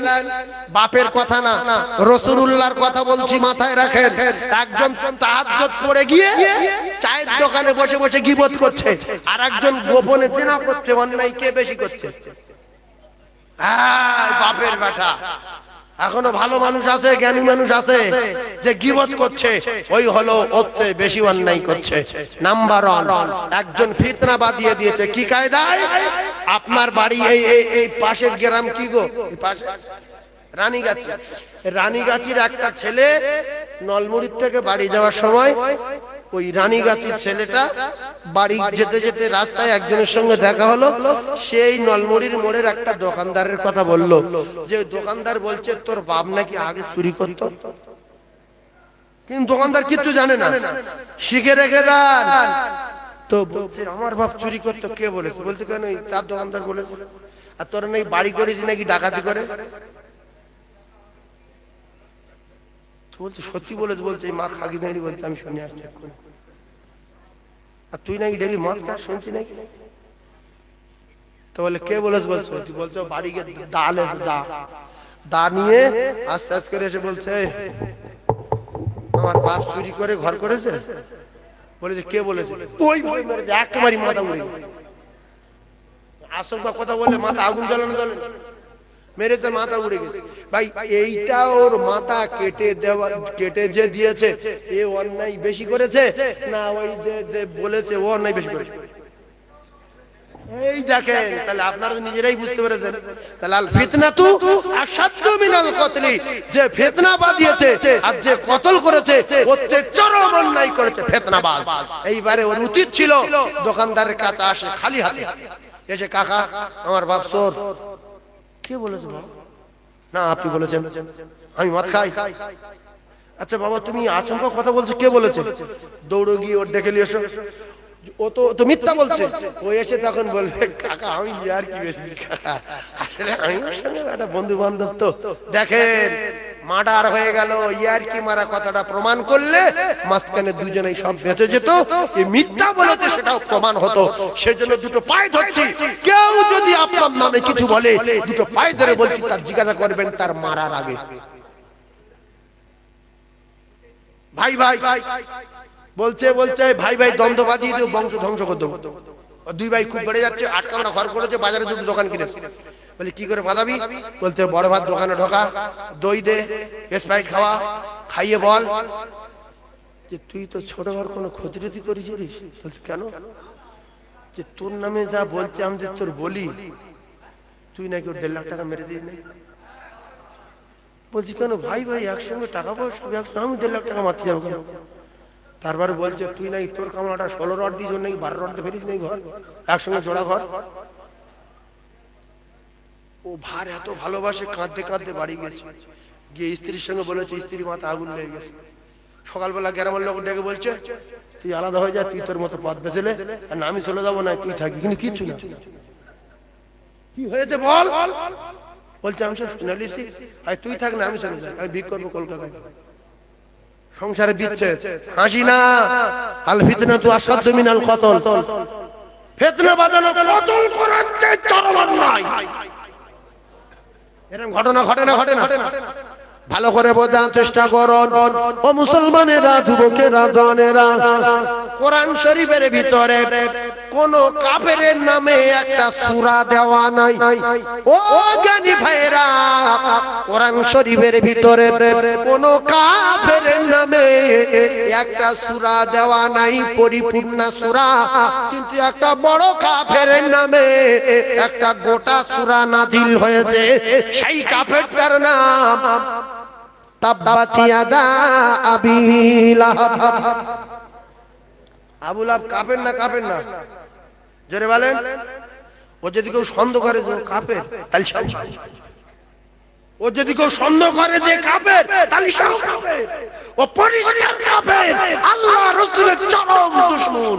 ও জাহান্নামী, ওর স্ত্রীও জাহান্নামী। আল্লাহ পাক কোরআন নাযিল করেছে কাফেরের জন্য। এইবার শুনেন, উম্মে জামিল আবু লাহাবের স্ত্রীর নাম কি বললাম? উম্মে জামিল। মুখস্থ করেন।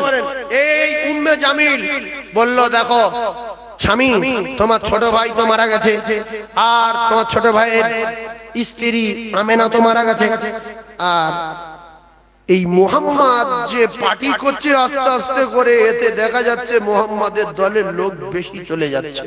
সুতরাং ওর দাদু নাই, ওর বাপও নাই, ওর মাও নাই, ওর অনেক চাচা ওর সাপোর্টেও নাই। এক কাজ করো, মুহাম্মাদের মাথায় পাথর মারো, আড়ালে গিয়ে মারা যাক, আপনার পার্টিটা ঠিক থাকবে, আপনার সম্মান ঠিক থাকবে। মেরি গিন্নির কথা শুনে, অনেক স্বামী আছে গিন্নির কথা শুনে নিজের ভাইয়ের মার্ডার করলো, গিন্নির কথা শুনে পাশের বাড়ির লোকের সঙ্গে মারামারি করলো, করার পরে বংশ ধ্বংস হলো, স্বামী স্ত্রী জেলে গেল। এই জন্য মেয়েরা হলো শয়তানের জাল। এদের কথা শুনে ঝট করে কোনো কাজে মাথা দেবেন না, গন্ডগোল হবে। মানুষের প্রথম মানুষ বাপ আদম, স্ত্রীর কথা শুনে ফেসে গেছে। হ্যাঁ, কথা ঠিক বলেছি। স্ত্রীর কথা প্রথম মানব আদম আলাইহিস সালাতু ওয়াস সালাম। স্ত্রীকে ইবলিস বুঝিয়েছে যে তোমরা যদি জান্নাতে থাকতে চাও, তাহলে আল্লাহ যে ফলটা খেতে নিষেধ করেছে ওইটা খেয়ে নাও, নাহলে খুব তাড়াতাড়ি বার করে দেবে। ওই খেতে নিষেধ করেছে মানে কি? বার করে দেবে। হাওয়া বলছে আমরা এখান থেকে যাব না, এত সুন্দর জায়গা, ফল খেতেই হবে, যে কোনো কায়দায় স্বামীকে বুঝিয়ে খাওয়াবই, কথা দিলাম। দেখো কি অবস্থা, দেখো স্বামীকে বুঝিয়ে পুড়িয়ে ফল খাইয়ে দিল। তাহলে মেয়ে ছেলের কাছে পাম পম দিয়ে বেঈমান আজাজিল ভাই ভাই মার্ডার করাবে, গ্রামের লোকের সঙ্গে বিচ্ছেদ করাবে, বন্ধু বান্ধব বিচ্ছেদ করাবে। এই বিশ্বাসঘাতক নারীর অবস্থাটা এইবার দেখেন। আমি বলছি ভাইরা আমার, বাবাদিরা, ঠান্ডা মাথায় বোঝার চেষ্টা করুন। ও কলিজা টুকরারা, একের পর এক করতে দেব, নিশ্চয়ই আপনাদের ভালো লাগবে। একবার মহব্বতে দরুদ শরীফ পড়ুন। আল্লাহ জোরে বলেন, জোরে বলেন, নবীর প্রেমে জোরে বলেন।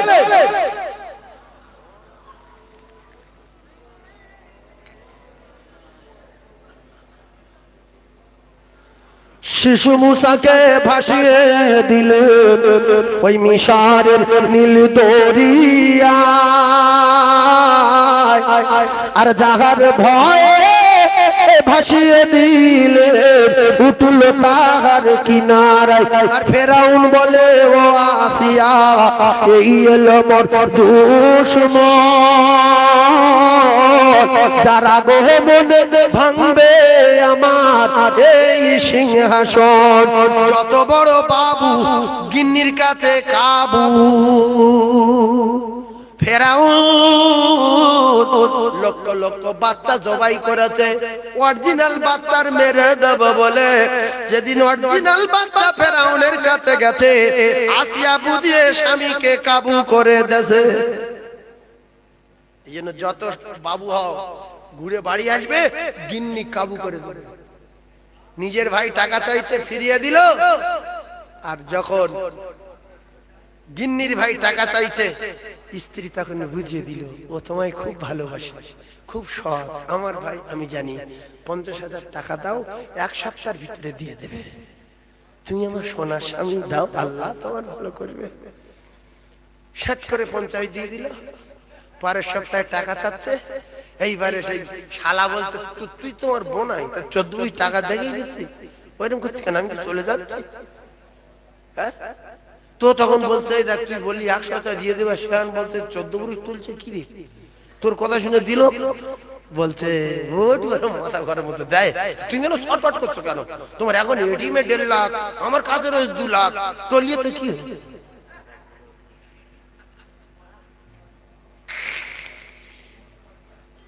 মাথায় পাথর মারো, মোহাম্মদ মারা যা। গিন্নির কথা শুনে নিজে ছোট ভাইয়ের বেটার মারতে গেল।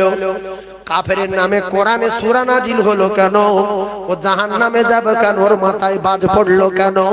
গিন্নির কথা শুনে বড় একটা পাথর হাতে করে নিয়ে পাহাড়ের উপরে উঠে, কেউ জানবে না, কেউ শুনবে না, লোকে বলবে পাহাড় থেকে পাথর পড়ে মোহাম্মদ মারা গেছে, কিন্তু নিজের চাচা ভাইপোকে মারতে উঠেছে পাহাড়ে, পাথর ছুঁড়ে মেরেছে। আর আমার নবীর প্রহরী আর পাহারা দেওয়ার জিবরিল আলাইহিস সালাতু ওয়াস সালাম সব সময় রয়েছে। পাথরটা নবীর মাথায় না লেগে সাইড হয়ে গেছে। সুবহানাল্লাহ বলে, আয় জোরে বলে। যারা এই কথা শুনে সুবহানাল্লাহ বলেনি, এর টার্গেট নবীর মাথা লাগলে মরে গেলে খুব ভালো হতো। আজ টুপি টুপি মাথায় দিতে হতো না, দাড়ি রাখতে হতো না, পেশাব করে পানি দিতে হতো না, পায়খানা করে ছোঁচাতে হতো না, সব ওই জাম হয়ে থাকতো। নবীর মাথায় পাথর মেরে মেরে দিচ্ছে, পাথর মাথায় লাগেনি, মুসলমান সুবহানাল্লাহ বলে না। অনেকে ভাবছে যে পাথরটা লাগতে পারিনি, এক গায়ে মিটেছে তো। আল্লাহু আকবার, জোরে চিল্লে বলেন সুবহানাল্লাহ, আর জোরে বলেন। এই যখন পাথর মারে আল্লাহ তখন ঘুমাচ্ছিল না, জেগেছিল। আল্লাহ একটা টাইম ঘুমায়, সেই টাইমটা কোন সময়? 10 মিনিট, শুধু 10 মিনিট ঘুমায়। কোন টাইম মনে করেন?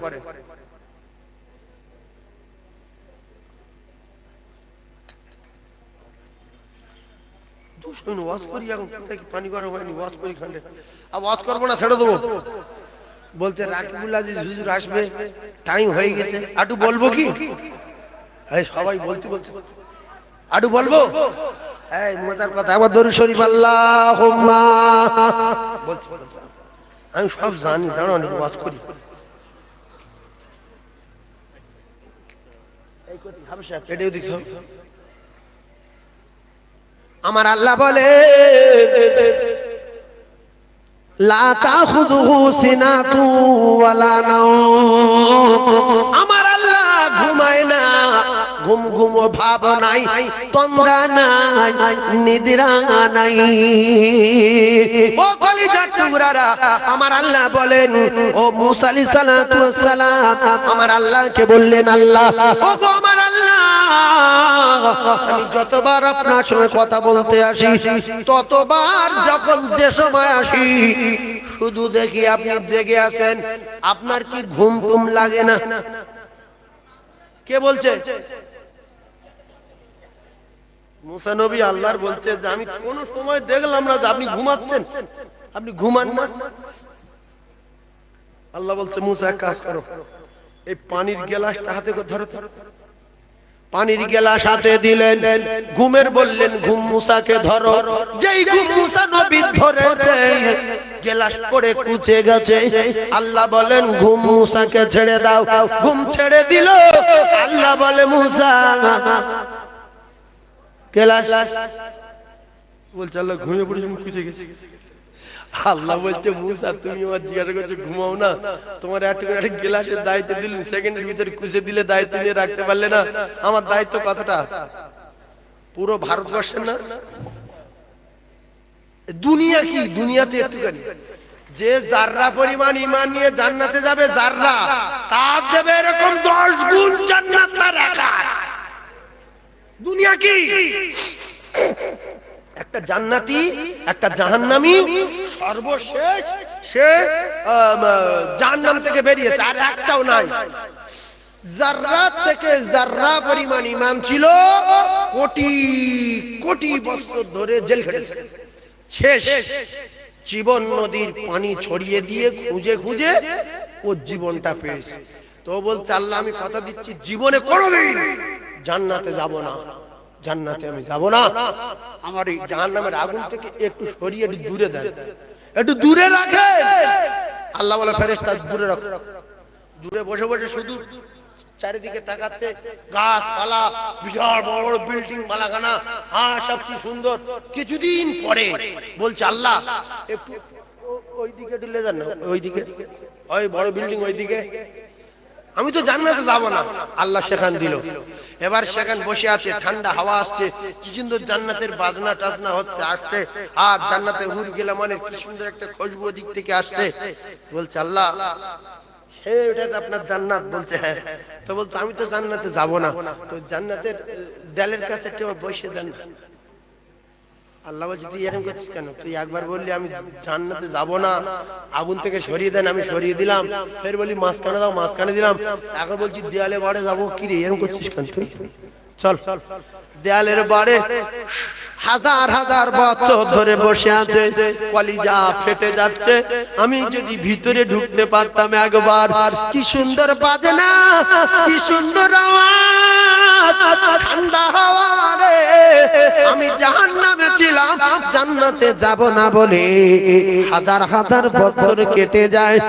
আমার যদি জান্নাত আমার আল্লাহ দিতেন, আমি জীবনে কোনোদিন জান্নাতের ভিতরে মাঝখানের দিকে যেতাম না, শুধু দরজার কাছে বসে জান ভরে দেখতাম। যা হয় হবে, কথা খেলা ভয় হোক আর চিটিংবাজি বলুক আর যাই বলুক, একটা বার বলে দেখি। বলছে আল্লাহ জান্নাতে আমি যাব না, কিন্তু একটা কথা আমি আপনার সঙ্গে বলতে চাই। আল্লাহ বলে কি বলবি বল বান্দা। বান্দা বলছে আল্লাহ যদি আপনি আমার এই জান্নাতে দরজা খুলে দরজার কোলে বসিয়ে দেন, আপনার কাছে কেউ কি কৈফিয়ত নেবে? আল্লাহ বলছে না। বলছে যদি দরজা খুলে আমার দরজার পাশে বসিয়ে দেন, আপনার কি কোনো ক্ষতি হবে? আল্লাহ বলছে না। কাঁদছে আর বলছে আল্লাহ আমি জাহান্নামের আগুনের ভয়তে জান্নাতে যাব না বলছিলাম, কিন্তু এত ঠান্ডা হাওয়া, এত খুশবু, এত ভালো লাগছে আমার, দরজাটা খুলে একটু দরজার কাছে বসিয়ে দেন, আর আমি কোনোদিন কিছু বলবো না। আল্লাহ রহমতের দরিয়ায় জোশ মেরে দিয়ে আল্লাহ বলে বান্দা আয় আয় আয়, আমি আল্লাহ আমার জান্নাতের দরজা খুলে দিয়ে জান্নাতের দরজার কাছে তোর বসিয়ে দিলাম। জান্নাতের দরজা খুলে যেই জান্নাতের ভিতরে দিল, জান্নাতের নাজ নিয়ামত দেখে নূর গিলেমান দেখে পাগল হয়ে গেছে। কি জান্নাত! একটু সামনের দিকে যেতে লাগলো। আল্লাহ বলে দাঁড়া, তুই বসবা বলে আগিয়ে যাচ্ছিস কেন? তুই তো অনেক কাঁদা কাটা করে বসবো বললি। বলে আল্লাহ এখানটায় বসবো, আর জীবনে দূরে যাব না, একবারে দেয়ালের কাছে না বসে একটু আগিয়ে যাচ্ছি, কোনোদিন উঠবো না বলে। আল্লাহ বলে বান্দা রে, এ জান্নাত তোর না, এ জান্নাত তোর জন্য না, এ তো অনেক বড় জান্নাত। তুই তো সর্বশেষ জাহান্নামী। জাররা থেকে জাররা পরিমাণ ঈমান নিয়ে তুই এত বড় জান্নাতে যেতে পারবি না। তোর যে জান্নাতটা রেখেছে আমি আল্লাহ, ওই জান্নাতটা ছোট জান্নাত, এই জান্নাতটা তোর কিতাবে লেখা আছে। ওই জান্নাতটা হবে এই রকম পৃথিবীর 10 গুণ একটা জান্নাত। ওই নিম্নমানের জান্নাতের নামায় আমাল আমার আল্লাহ দিয়ে দেবে। সেজন্য ভালো হয়ে যান। পাথর মারলো, লাগলো না, আল্লাহ ঘুমায় না, আল্লাহ দেখলো না, দেখলো না, দেখে আল্লাহ সঙ্গে সঙ্গে আল্লাহ বলল আমার দোস্ত তুই পাথর মারলি, মেরে দেবে। বলে আল্লাহ সূরা নাজিল করলেন বেঈমানের নামে, তাব্বাত ইয়াদা আবি লাহাব।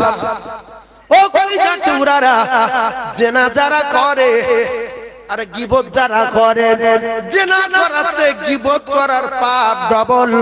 ও কলিজা টুকরারা, মার্ডার যারা করে আর যারা ফিতনা বাঁধিয়ে মার্ডার করায়, ওদের চেয়ে এরা আরো চরম অন্যায় করে। আপনারা প্রমাণ করলেন, পাথর মেরেছে এক হাতে, আল্লাহ বললেন ইয়াদা, ওর দুটো হাতে, ও দুটো হাত ধ্বংস হয়ে যাক। কলিজা টুকরা ভাইরা, কারণ হলো কিতাবে লেখা, এক হাতে যখন পাথর মারলো, এই হাতটা তখন নড়েছে। এই হাতে পাথর মেরেছে, এই হাতটা নড়েছে না নড়িনি? এই যে একটা পাথর নিলাম, এই হাত নড়ছে না নড়ে না? জোরে বলেন। আল্লাহর ফায়সালা দেখেন, এই হাতে পাথর মেরেছে, আমার নবীর দিকে এই হাতটা নড়েছে। তুই নড়েছিস বলে তুইও ধ্বংস হয়ে যা। একজন জেনা করছে আর একজন রাস্তায় ডিউটি দিচ্ছে, বলছে তুই জেনা ব্যভিচারী কর, আমি রাস্তায় দাঁড়িয়ে আছি, যেই লোক আসবে গোলা খাগড়ি মারবো, তুই রেডি হয়ে যাবি।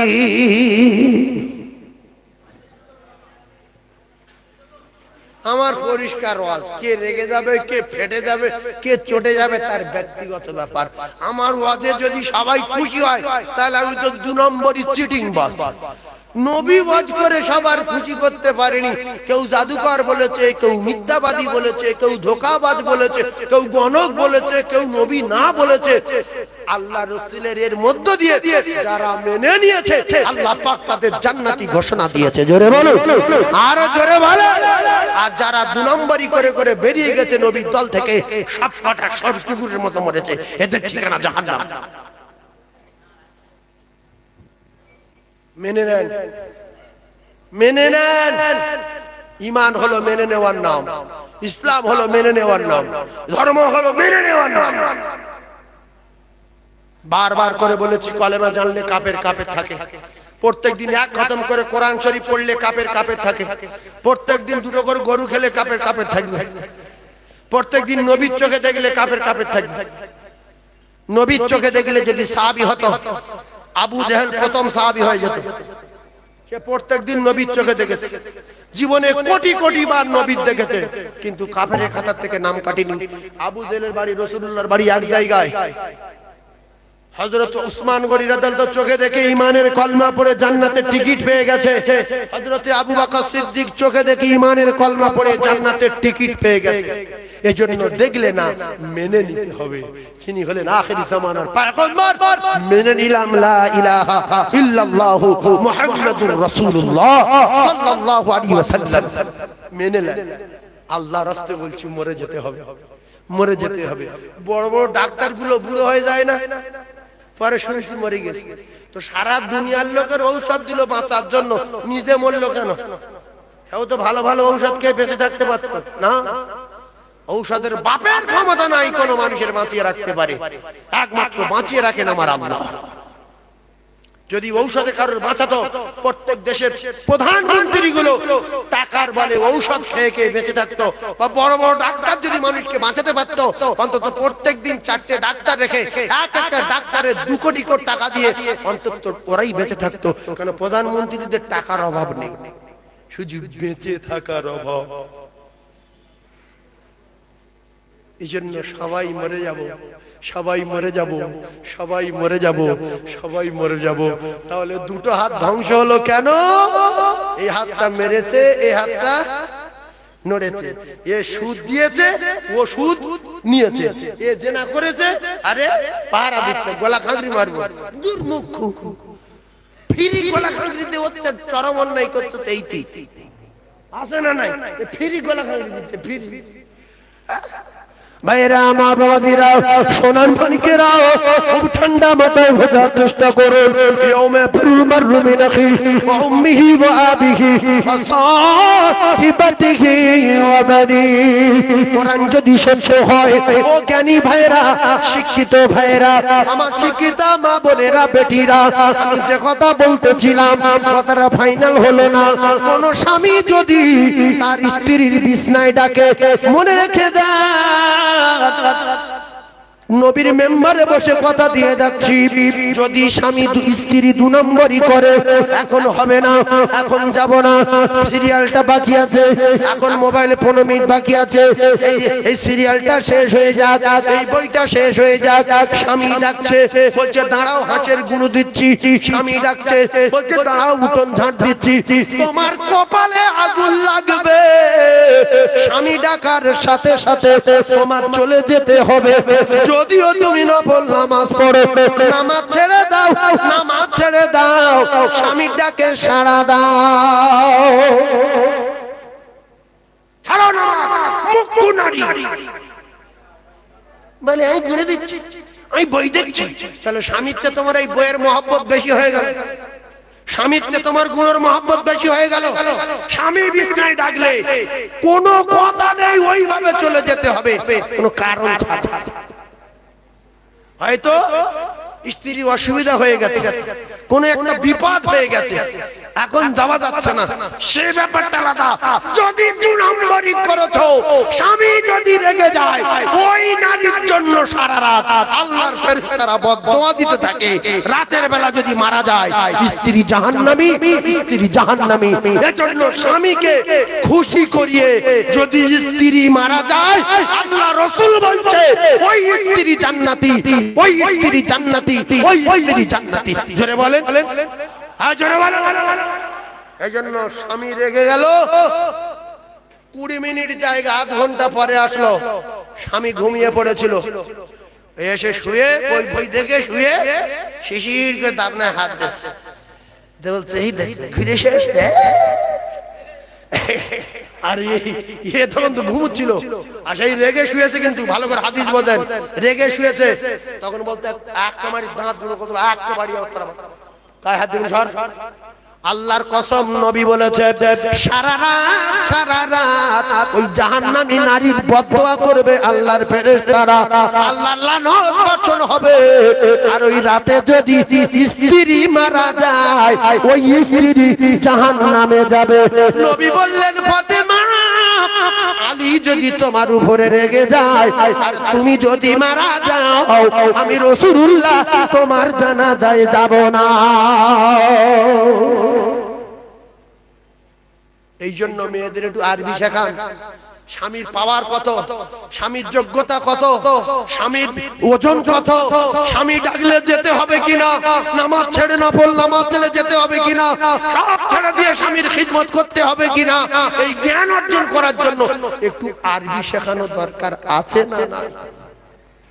এখন যার লেখাপড়া শিখছে শুধু কোন রকম মোবাইলটা চালানোর মতো, কোনটা টিপলে কি বাড়াবে, পাগল হয়ে গেল, অল্প বয়সে চোখ অন্ধ হয়ে গেল, সব শেষ হয়ে গেল। আমার কলিজার টুকরা ভাবিরা, স্বামীর মহব্বত 100-র ভিতরে 99% মোবাইলের ভিতরে ঢুকে গেছে বলে স্বামী ডাকলে যায় না, মোবাইলের মহব্বত বেশি হয়ে গেছে। এই সিরিয়ালের মহব্বত বেশি না স্বামীর মহব্বত বেশি? স্বামীর। কিন্তু সিরিয়ালটা 10 মিনিট বাকি বলে স্বামী বলছে তাড়াতাড়ি আয়, ঘুমিয়ে পড়বো, তাড়াতাড়ি আয়, বলছে আর 10টা মিনিট দেরি করো। ও সারাদিন ভ্যান চাইলে এসে নেগলা লোক 10 মিনিট অপেক্ষা করতে করতে ঘুমিয়ে পড়ে, আর রেগে রেগে ঘুমিয়েছে। আরে 15 মিনিট পরে গেছে, গিয়ে ঘাড়ে হাত দিয়ে ডাকছে, বলছে নেওয়ার বুঝতে মারবো, একটা বাড়ি তোর বাপের নাম বলে দেবো, গায়ে হাত দিবি সব।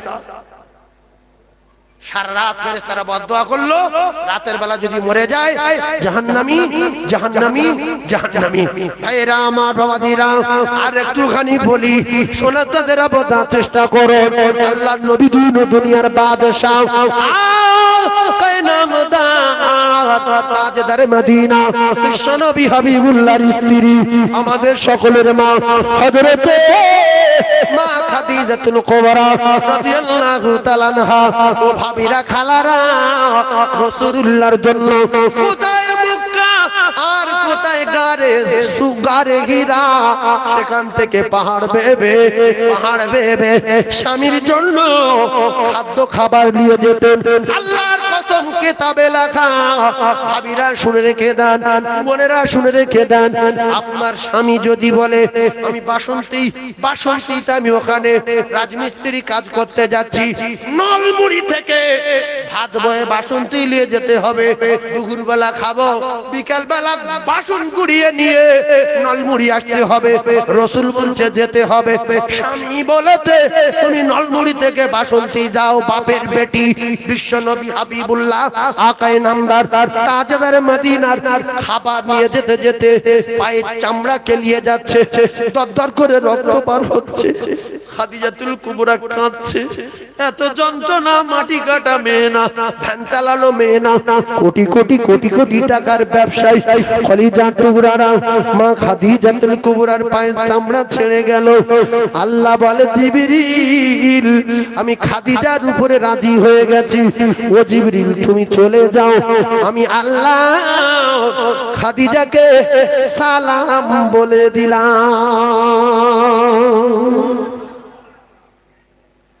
আল্লাহ মা খাদিজা সালাম দিয়েছেন না দেয়নি? জোরে বলেন।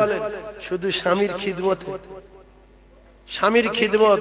স্বামীটা ছিলেন আল্লাহর দোস্ত। স্বামীটাকে জোরে বলেন কে?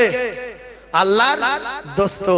এই জন্য ভাবি বাসন্তী যদি ভাত নিয়ে যেতে হয়, স্বামী যদি বলে হাঁটতে হবে, বারকা পরে হাঁটো, পায়ের চামড়া কেলিয়ে যাক স্বামীর জন্য। রাসূলুল্লাহর জন্য মা খাদিজা চামড়া কেলিয়ে গেছে না যায়নি? এ তো এখনকার 3 ভাগ ভাবি মাটি কাটার মেয়ে, ভ্যানওয়ালার মেয়ে, টোটোলার মেয়ে, ফকিরের মেয়ে। আর মা খাদিজা মদিনার বাদশা, হাজার হাজার মানুষ কাজ করতো, স্বয়ং রাসূলুল্লাহ কাজ করেছে মা খাদিজার বাড়িতে দুটো খাবার জন্য। আবু তালিব বলছে খাদিজা একটা টাকা লাগবে না, আমার ছোট ভাইয়ের ছেলে, ওর আব্বা নাই, ওর মা নাই, ওর দাদু মারা গেছে, আমার কাছে দিয়ে গেছে, আমি ঠিক মতো খেতে দিতে পারি না, তুমি যদি দুটো খানা খেতে দাও আমি খুব খুশি হব, পয়সা লাগবে না। খাদিজা বলল মা নাই, বাপ নাই, কি নাম গো? বলছে মোহাম্মদ। বলছে ছেলেটা কই? বলছে ওই ছেলেটা ওখানে আছে। বলছে তো লেখাপড়া জানে? বলছে না। তা বলছে তাহলে কি করব? লেখাপড়ার কাজ দিতাম, এতিম বাচ্চা, একটা কাজ ফাঁকা আছে, ওই কিছু বকরি নিয়ে মাঠে চড়াতে পারবে কি? তা বলছে বাপ নাই, মা নাই, দাদু নাই, আর আমার দায়িত্ব দিয়ে গেছে আমার আব্বা আব্দুল মুতালিব, আর আমি আমার ছোট ভাইয়ের বেটার একেবারে খাবার জ্বালায় মাঠে বকরি চড়ানোর জন্য মরুভূমি দিয়ে যাবো। ছোট ভাইফোঁটার জিজ্ঞাসা করি, তো এসে বলছে মোহাম্মদ সাল্লাল্লাহু আলাইহি সাল্লাম তুমি তো লেখাপড়া জানো না, লিখতে পারবে না, তো এখন বকরি চড়ানো কাজ ছাড়া কোনো কাজ নাই, তা তুমি যদি রাজি হও তাহলে আমি তোমার রেখে যাব, যদি বলো পারবো না তাহলে আমি তোমার নিয়ে চলে যাব। তো বলছে চাচু আপনি চিন্তা করবেন না, আমি মাঠে বকরি চড়াতে পারবো। বলছে তোমার রোদে কষ্ট হবে, পানি পিপাসায় কষ্ট পাবে, বিরাট রোদ। বলছে আমার গায়ে রোদ লাগবে না। জোরে বলুন, আরো জোরে বলুন। বলছে আমার আব্বা নাই, মা নাই, আমার দাদু নাই, বড় খাবার কষ্ট হয় চাচু গো, আপনি আমার খাবার জন্য এই মরুভূমিতে বকরি চড়াতে দিয়ে যাবেন, আর আমার রোদে কষ্ট হবে, আমার পিপাসায় কষ্ট হবে, আপনি টেনশন নেবেন না, আপনি চিন্তা করবেন না, আমি জানিয়ে দিলাম ওই মদিনার মরুভূমির রোদ আমি মুহাম্মদ আমার শরীরে কষ্ট দেবে না। কলিজা টুকরা ভাতিজা রাজি হয়ে গেলেন, মুহাম্মদুর রাসূলুল্লাহ রাজি হয়ে গেলেন।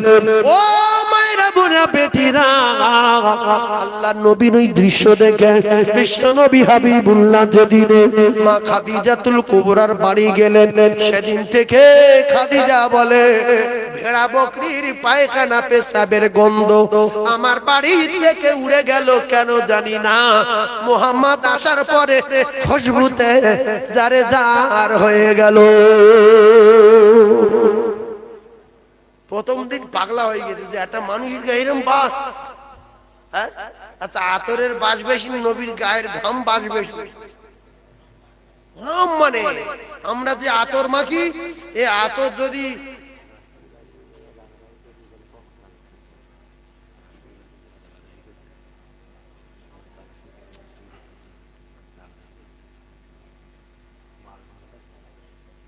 তুমি নিয়ে এসো।